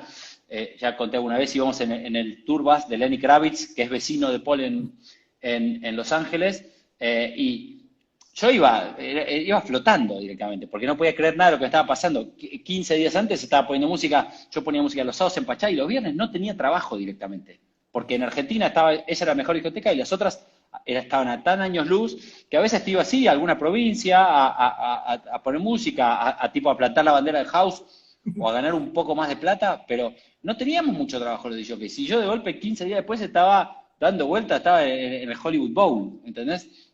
Me río, Hernán, porque los que lean el libro, los que lean El sueño del DJ, tus memorias, cuando lean la anécdota del viaje a Tucumán, esa anécdota increíble, y voy a dejarla Es enigmática, buenísimo, buenísimo, pero buenísimo. es maravillosa. Yo creo que esa anécdota solamente amerita conseguir este libro, aunque hay un montón de otras historias, pero esa es realmente sensacional. Pero bueno, espera que te cuento. Entonces, en ese viaje vamos por primera vez a Burning Man, que ya mucha gente sabe, otra quizás no. Es un festival que se hace en el desierto, no es un festival de música, es un festival de arte y expresión. O sea, el que toca música, toca la guitarra, va y toca la guitarra, el que pinta cuadros, el que da clase de yoga y el que quiere hace empanadas. Es decir, cada uno hace lo que quiere, pero hay muchísimo arte.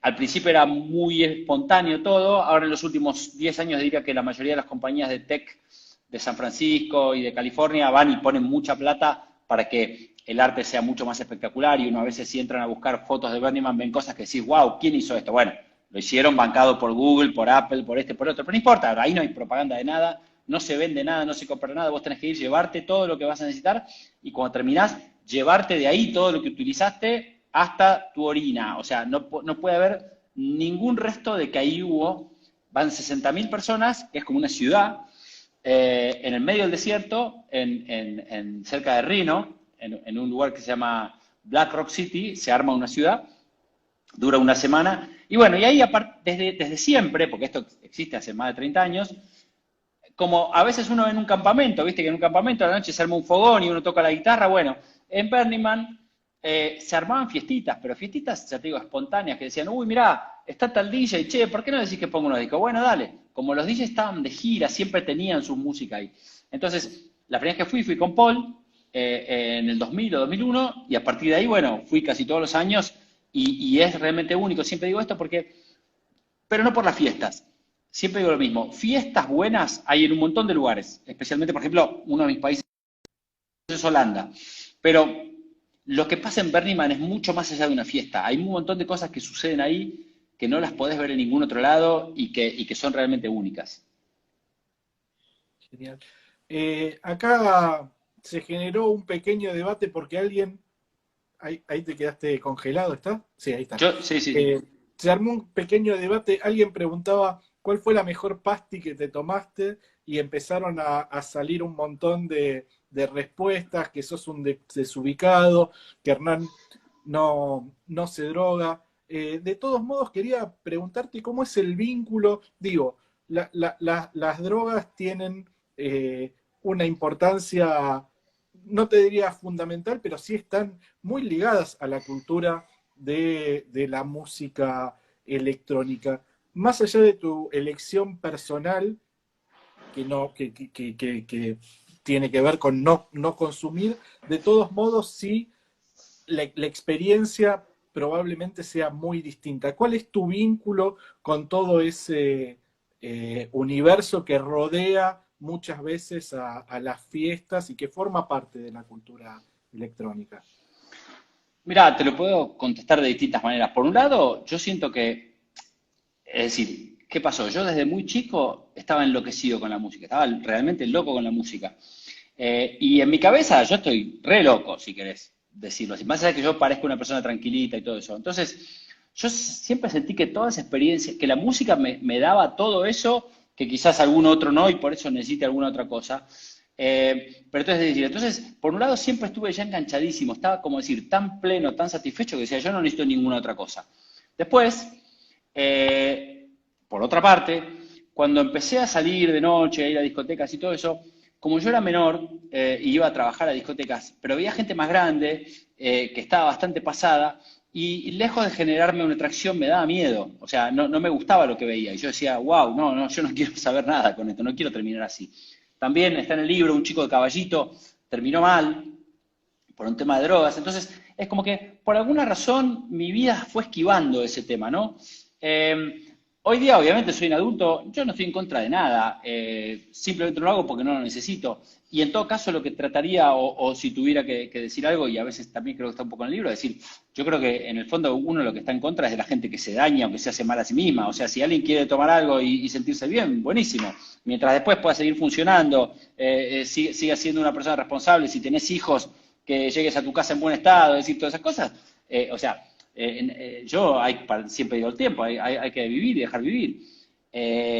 Entonces, no es que yo soy el antidroga, simplemente no las consumo, nada más. Los demás que hagan lo que quieran. Yo aconsejaría ser cuidadoso, nada más, porque ya hemos visto un montón, estamos todos cansados de ver ejemplos de cuánta gente termina mal y es muy triste, ¿no? Pero después de eso, no hay mucho más. Y muchas veces también termina siendo contraproducente para la escena y para todo lo que depende de la escena, donde el eje esencialmente es la música, ¿no? Bueno, de ahí fue cuando te contaba más temprano antes, cuando pasó la tragedia de Time Warp acá en Argentina y se murieron 5 chicos y se armó obviamente era lógico, se puso toda la industria de la música electrónica sobre el tapete y se empezaron a decir un montón de cosas. Yo decía, no se la agarren con la música no tiene nada que ver. Y de ahí fue que salió el tema terminamos en el Colón y todo eso. Pero yo creo que, y lo dije muchas veces, o sea, las cosas que pasan en la noche digamos, tienen que ver con las personas, ¿no? O sea, la música es la música. Siempre pongo el mismo ejemplo, no quiero ser reiterativo, pero realmente funciona, o sea, o explica bien lo que yo siento. Sería como que yo te dijese, Humphrey, a vos te gusta ir a la cancha a ver a Racing, entonces sos un hooligan. No, a vos te gusta el fútbol y probablemente no te peleaste con nadie, o no sé, pero te quiero decir, pero no todos los que van a la cancha son violentos. Bueno, esto es lo mismo, ¿no? O sea, cada uno vive como puede o como quiere, yo qué sé, y después asume las consecuencias, por supuesto. Sí, y ¿sabes qué pensaba y que me parece muy interesante también? Que cuando pasa lo de Time Warp, vos ya eras un DJ, digamos, tu carrera afuera ya estabas hecho, digamos. Me parece que hay algo interesante en ese gesto de legitimizar a la música electrónica, legitimizar a la escena, más allá de la cuestión artística, vos lo decías, que tiene que ver con un gesto. Y me parece que es un gran gesto para toda la escena, más allá, digamos, no es que lo estabas haciendo para salvarte vos. Vos eras el emergente o el representante de toda una escena, y me parece que tomar esa decisión habla de una conexión muy grande con la escena argentina, con tus colegas, con la industria, que, digamos, perfectamente vos no podrías no haber levantado esa bandera. Y sin embargo, por una o por múltiples razones, más allá de la satisfacción personal de hacer un espectáculo de altísimo nivel y de llegar al Teatro Colón, me parece que ahí había algo también interesante, o hay algo interesante en tu sentido de pertenencia. Mira, yo creo que sí, es un poco así como decís, yo lo pensé bastante. En el momento que pasó eso, yo justo había vuelto a vivir a Argentina después de vivir 15 años afuera, estaba con mis hijas en el colegio, o sea, es decir, yo ya era de vuelta parte, digamos, de la sociedad argentina, ¿sí? Sí, Eh, perdón, de la sociedad sí. sí, pero no es que a vos te arruinaba el laburo o te arruinaba puntualmente a vos el negocio lo que había pasado. Me No, parece el trabajo un no, sentido de solidaridad, ¿no? no, no, por eso te quiero decir. El trabajo no, porque yo además el 95% de los shows que hago son afuera, no son en Argentina. Entonces, primero, obviamente, tanto a mí como a todos, nos cascotearon con todo lo que había, nos tapamos así para aguantar el vendaval, ¿no? Pero después me acuerdo de ahí fue que yo empecé a hablar con Cruz, es decir, ¿pero por qué? Si primero yo, el día de Time yo ni siquiera estaba en Argentina, o sea, estaba en Londres, ¿entendés?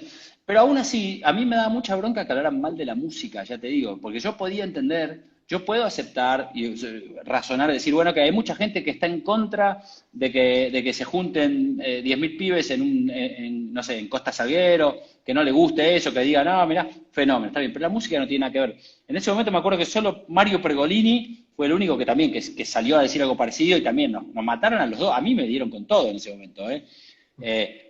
Pero ¿qué pasa? Y ahí yo entendí que por un lado, bueno, es lógico, o sea, si vos sos digamos, la cara más conocida de una escena, obviamente que cuando hablan de esa escena van a poner tu cara, o sea, pasaba en aquel momento que decían, no sé, por ejemplo, el fiscal acusó a los directores, mi foto, y yo decía, yo no, ni siquiera estuve acá, pero bueno, voy a repetir, yo creo que hay que ser honesto o no hay que ser hipócrita. Es decir, si cuando quieran decir que viene electrónica ponían mi foto, obviamente el día que le pegaron a electrónica también me tocaba mi foto. O sea, había que bancársela. Y ahí fue cuando empezamos a pensar, bueno, ok, ¿qué hacemos con esto? Me vuelvo o sea, no toco más en Argentina, no hago más nada y ya está. Y digo, bueno, Argentina es un país donde nadie acepta lo que pasa y están en contra de la música electrónica. O dijimos, no, vamos a tratar de, justamente, yo, que soy el que quizá vende más tickets o tengo más visibilidad, bueno, entonces soy yo. Obviamente que hubiera sido medio difícil pedirle a los chicos más jóvenes o digamos, a las nuevas escenas que salgan a defender una bandera cuando estaban en el peor momento digamos, de imagen pública, ¿no? Entonces, yo justamente, como dijiste vos, tenía ciertas cosas de donde agarrarme para decir, bueno, ok, si me pegan un poco con esto, igual me la banco porque, no sé, porque ya tengo una carrera internacional y tengo no sé, otra imagen, si querés. Y bueno, y ahí empezamos a trabajar con esto de tratar de demostrar que la música no era el problema y bueno, afortunadamente nos salió bastante bien. Aún así, todavía igual hay mucha hipocresía viste, siempre es más fácil pegarle a unos que a otros, o sea, siempre, viste, uno dan ganas de decir, escúchame, siempre relaciona la fiesta electrónica con un montón de cosas, pero mucho peor es lo que pasa con el alcohol y nadie dice nada, o sea, dicen, pero dicen muchísimo menos, es decir, pero bueno, o sea, repito, hay que vivir y dejar vivir. Yo creo que afortunadamente en los últimos años, no solo con el Colón, sino con otras cosas que hicimos nosotros y otros más, como que se mejoró muchísimo la imagen. También se mejoraron los shows, hay que decirlo. O sea, no es que antes estaba todo bárbaro, o sea, pero ahora está mucho mejor, así que creo que al menos por ese lado la cosa se encaminó mucho más. Eh, ya vamos a ir terminando, más allá de que me quedaría horas, Tranquilo. pero para cerrar y antes de ver unas preguntas que nos dejaron acá, que supongo que te dejaron a vos acá, Sí, eh, a mí no me da la cabeza para leer y mirarte a vos y hablar, así que yo no leí ninguna. Tomás Lynch que es editor de Planeta, no sé cuán Ya nos hicimos amigos. cuán involucrado estuvo en Estuvo muy involucrado. DJ, tus memorias, pero me charlábamos ayer y me decía, me contaba un experimento que se hizo hace un tiempo, que en una fiesta que creo que había, ponele 2000 personas, le dieron a cada uno una pulserita que de algún modo iba midiendo las emociones de acuerdo a la música que se iba pasando, y con eso hicieron como un experimento con un algoritmo tratando de construir una playlist. Y me gustaría saber, en realidad a Tomás le gustaría saber, y yo transmito la pregunta, ¿qué te parecía a vos ese experimento? Y a mí sí me da curiosidad cuánto tienen que ver el manejo de las emociones en tu trabajo artístico. Bueno, primero le mando un abrazo grande a Tomás. Obviamente tuvo muchísimo que ver, es el director en jefe, digamos, y el editor de todo lo que hicimos con José y el que nos aconsejó un montón y yo lo volví loco con un montón de cosas, pues ya digo, soy muy detallista, así que mucho de lo bueno que está el libro tiene que ver con él también. Y después, mira, yo creo que es interesante ese proyecto, digamos, como para ver los resultados, pero yo que soy DJ de hace tantos años y conozco bien el oficio, te puedo decir lo siguiente, sin conocer los resultados que te podría dar un experimento como ese. Los buenos DJs son los que después de un ratito, cuando tienen una pista, logran conectar a toda esa gente como si fuese, o sea, está todo el mundo en una misma sintonía y a partir de ahí empieza la fiesta, ¿no? O sea, uno al principio, por eso se llama el warm-up al principio, cuando empezás tranquilo, poniendo música despacito, pero llega un momento que se siente eso, te lo puede decir cualquiera que sea, si querés un raver o alguien que va mucho a bailar, llega un momento donde vos pones un disco y con eso decís, bueno, listo, a partir de ahora vamos todos para allá. Y el buen DJ los tiene así durante horas, el mal DJ a los 15 minutos perdió lo que se llama el groove, ¿no? Bueno, y lo que pasa es eso, o sea, cuando vos vas a escuchar, por ejemplo, no sé, uno de los grandes DJs de la historia es un francés que se llama Laurent Garnier, o no sé, o Sven Bat, o Sasha, DJs famosísimos, por eso, por hacer que se llama lock the groove, es decir, o lock the room, dicen algunos, es decir, encerrar el cuarto, decir, bueno, listo, de acá no sale nadie, se quedan todos conmigo conectados con lo que yo estoy haciendo, y creo que seguramente en el experimento los resultados irían directamente relacionados con lo bueno que haya sido el DJ, ¿no? O sea, un buen DJ va a hacer que todos hayan estado súper conectados bueno, todos hemos estado alguna vez en una fiesta donde el DJ no era bueno, en un casamiento, por ejemplo, que a veces pasa, viste, que pone dos temas buenos y el tercero decís, pero este no tiene nada que ver, ¿qué pusiste? ¿Entendés? Y te corta el mambo y te sentás ahí o te vas a la barra a tomar algo, y el DJ bueno es que de golpe te das cuenta y decís, boludo, son las 4 de la mañana y empezamos a bailar a las 12 y nunca paré. Bueno, de eso se trata el oficio, ¿no? O sea, es como supongo que mira, te salgo un minuto de tema, pero uno de los elogios más lindos que recibí en estos 3 días que salió el libro, de varias personas que me dijeron, se lee muy rápido, lo empezás a leer y seguís leyendo. Bueno, para mí eso es el equivalente de lo que te digo, de una noche que se te pasó rápido, ¿no? No que paraste 40 veces, lo dejaste, lo agarraste, lo dejaste, lo agarraste, sino que fluya, ¿no? Es lo que en el hip hop, la cultura del hip hop, sería el flow, el modo Exactamente. o el swing. Exactamente. ¿Sí? Estás algo medio indescriptible, pero que te va llevando. También te quería preguntar por otra cosa. Vos en algún momento lo mencionás apenas a Chancha Vía Circuito, y a mí me daba curiosidad, si bien no es estrictamente de tu palo, desde hace unos 10 o 15 años, hay toda una movida de DJs y productores en América Latina, el colectivo CISEC, que trabajan mezclando la música electrónica con música de raíz de distintas partes del continente. A Nicola Cruz, el ecuatoriano, por ejemplo, le está yendo muy bien. Mateo Kigman también viene por esa senda. Bueno, Gaby Kerpel con Quincoya acá, toda la movida de CISEC, Chancha Vía Circuito, Barrio Lindo. ¿Estás al tanto de toda esa movida? ¿Los has escuchado? Más allá de incluirlos o no en tus sets, encontrás un valor, te parece interesante. Sí, por supuesto que me parece interesante, como decís, más allá de que no sea exactamente el mismo camino artístico por el que recorro yo, pero primero, para mí lo que más vale en un artista es que tenga identidad y personalidad. Ya alguien de movida que se pone chancha vía circuito, ya me pongo de pie, ¿entendés? Porque es el nombre más antitradicional que alguien podría elegir. Entonces, a eso te llama la atención, por lo menos a mí, para bien. Me hace decir, a esto quiero escuchar. ¿Qué Te hace el quiero otro? mostrar algo, dame un segundo, que te quiero mostrar Sí, algo. dale.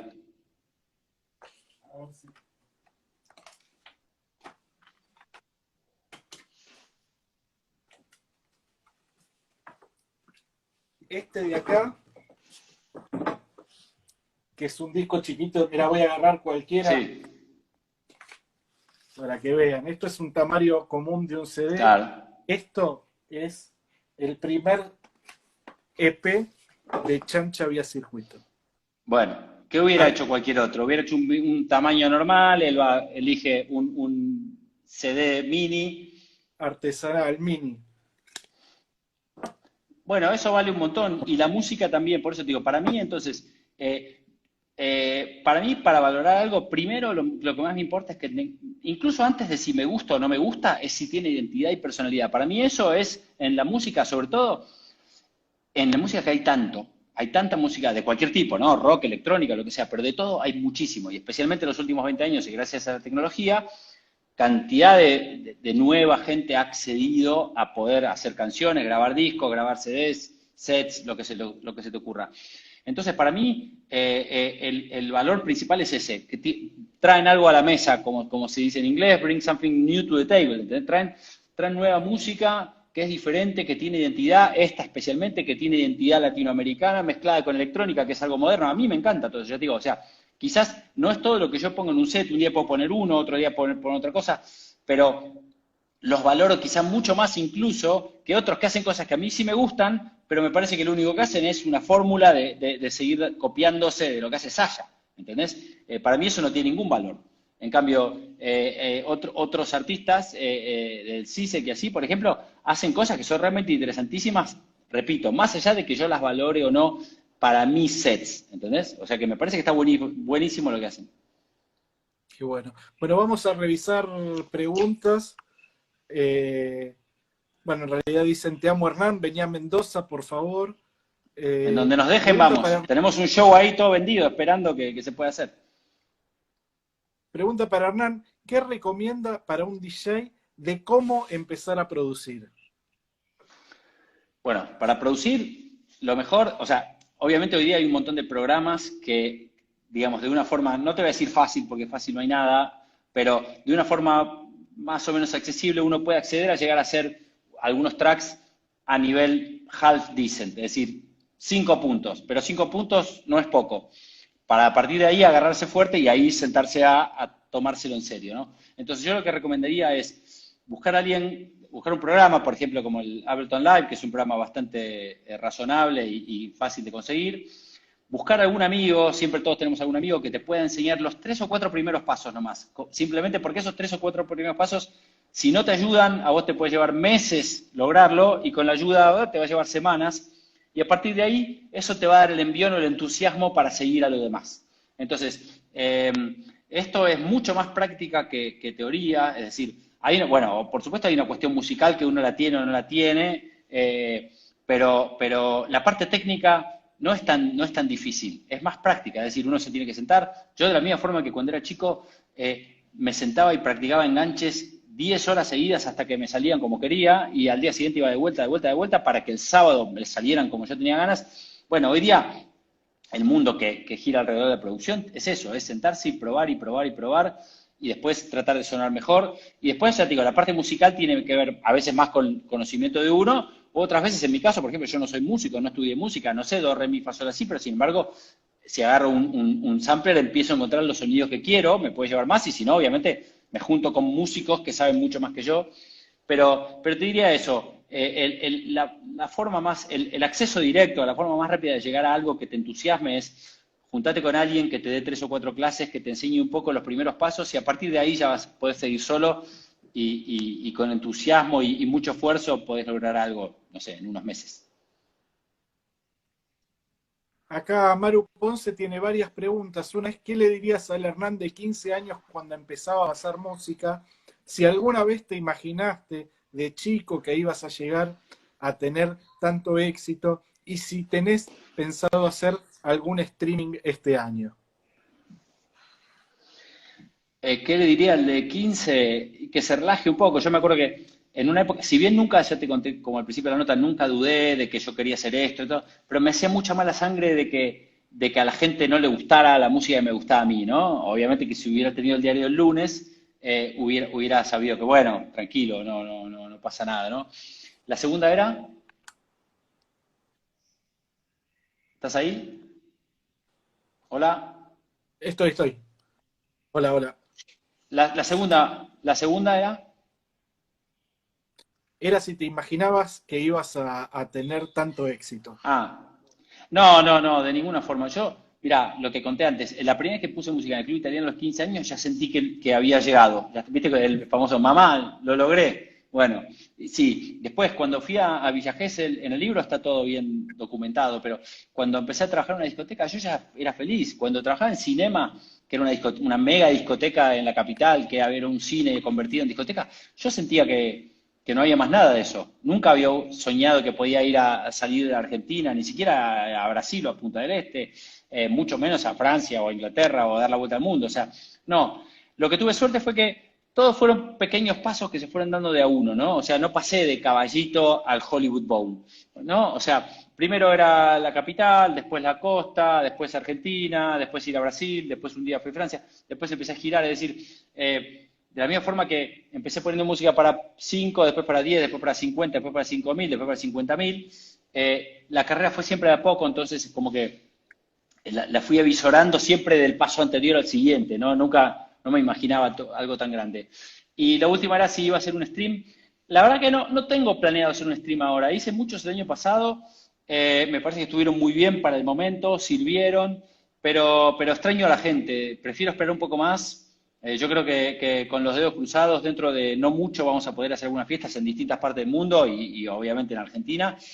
Prefiero esperar a eso. Creo que ya estamos todos demasiado entusiasmados con volver a una pista de baile, vernos las caras de cerca, así. Y los streams estuvieron buenísimos, están todos colgados, pueden entrar a mi página o a mi Instagram, están todos ahí. Pero creo que ya queremos el vivo. Bueno, para eso además, bueno, hago todos los sábados un programa de radio de 1 hora de música nueva, Resident, que lo pueden escuchar en la radio digamos, o en Apple o en el Podbean. O sea que el podcast está, la música está, falta nada más que el COVID nos deje juntarnos a todos bajo un mismo techo y creo que va a llegar bastante pronto. Bajo un mismo techo o al aire libre, porque también Sí, seguramente, sí, en realidad, no sé, o no sé incluso de día, como decís vos. Bueno, te agradezco muchísimo por tu tiempo, por esta charla. De verdad me encantaría que la sigamos en otro momento. No ya nos dejo vamos a de encontrar. el sueño del DJ, recién flamante con el olor de la imprenta. Recuerden que fue tapa de Brando el mes pasado, el rey de las pistas, Hernán Cataño, un gustazo. Y la última pregunta ya es a nivel absolutamente personal, porque tus hijas son fans de Harry Potter, Potterheads, como se dice usualmente, mi hija Lulú también, y lo que quería preguntarte es si vos tenés ya, después de haber visto, me imagino, varias veces la saga, algún personaje preferido de la serie, de Harry Potter. Bueno, es medio obvio, pero yo te juro que me identifico bastante con Harry, porque es así, él es el chico, digamos, medio bueno, de perfil bajo, que adentro tiene un montón de cosas en la cabeza, pero lo ves de lejos tranquilo, pasa desapercibido, pero de adentro le dan vuelta muchas cosas, ¿no? Me siento bastante parecido a él. Eh, no parecido a él, pero quiero decir, si tuviera que elegir un personaje, ¿no? Genial. Pero Bueno, en realidad igual yo soy mucho más Star Wars. Pensá que yo tengo 56. El claro, primer Star Wars fue cuando yo tenía 11 años o 12 y obviamente me marcó para toda la vida. Ben Kenobi y el Master Yoda y las enseñanzas y el regreso de Jedi y todo eso me marcó muchísimo. es tu saga generacional. Sí, sí, Eh, claro. Hernán Gustazo, un Lo mismo, gran Humphrey. abrazo. y ojalá que me invites a ese programa dentro de algunos años, que yo ya voy eligiendo los discos.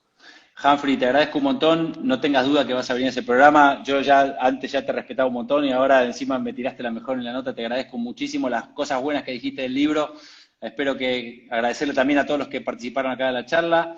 Espero que lo escuchen, lo disfruten y bueno, y si lo leen, escriban por ahí o manden mensajes que ya te digo, yo estoy muy acostumbrado a poner música, pero no estoy nada acostumbrado a escribir un libro, así que estoy muy, muy entusiasmado y con ganas de ver qué tal les pareció todo. Bueno, y acá también esto es un mensaje para Nacho, para Tomás, están pidiendo el audiolibro, la versión audiolibro de El sueño del DJ. Bueno, Me hablen, encanta, eso hablen Tani, con Planeta. así que hay que ver si, mirá si terminás haciendo el audiolibro también, escucharemos, y realmente, en serio, una vez más, felicitaciones a vos y a todas y todos los involucrados en el proceso, porque es de verdad un libro atrapante y se van a encontrar seguramente no solo con una gran historia, la de Hernán, sino la de toda una cultura y, insisto, interpela generacionalmente, sean fans o no sean fans de Hernán, hayan sido parte o no de la movida, es un libro atrapante. Un gran abrazo, Hernán, y ojalá que nos veamos pronto. Bueno, gracias Humphrey, gracias Brando, a toda la gente que participó y nos vemos la próxima. Abrazo grande. Gracias.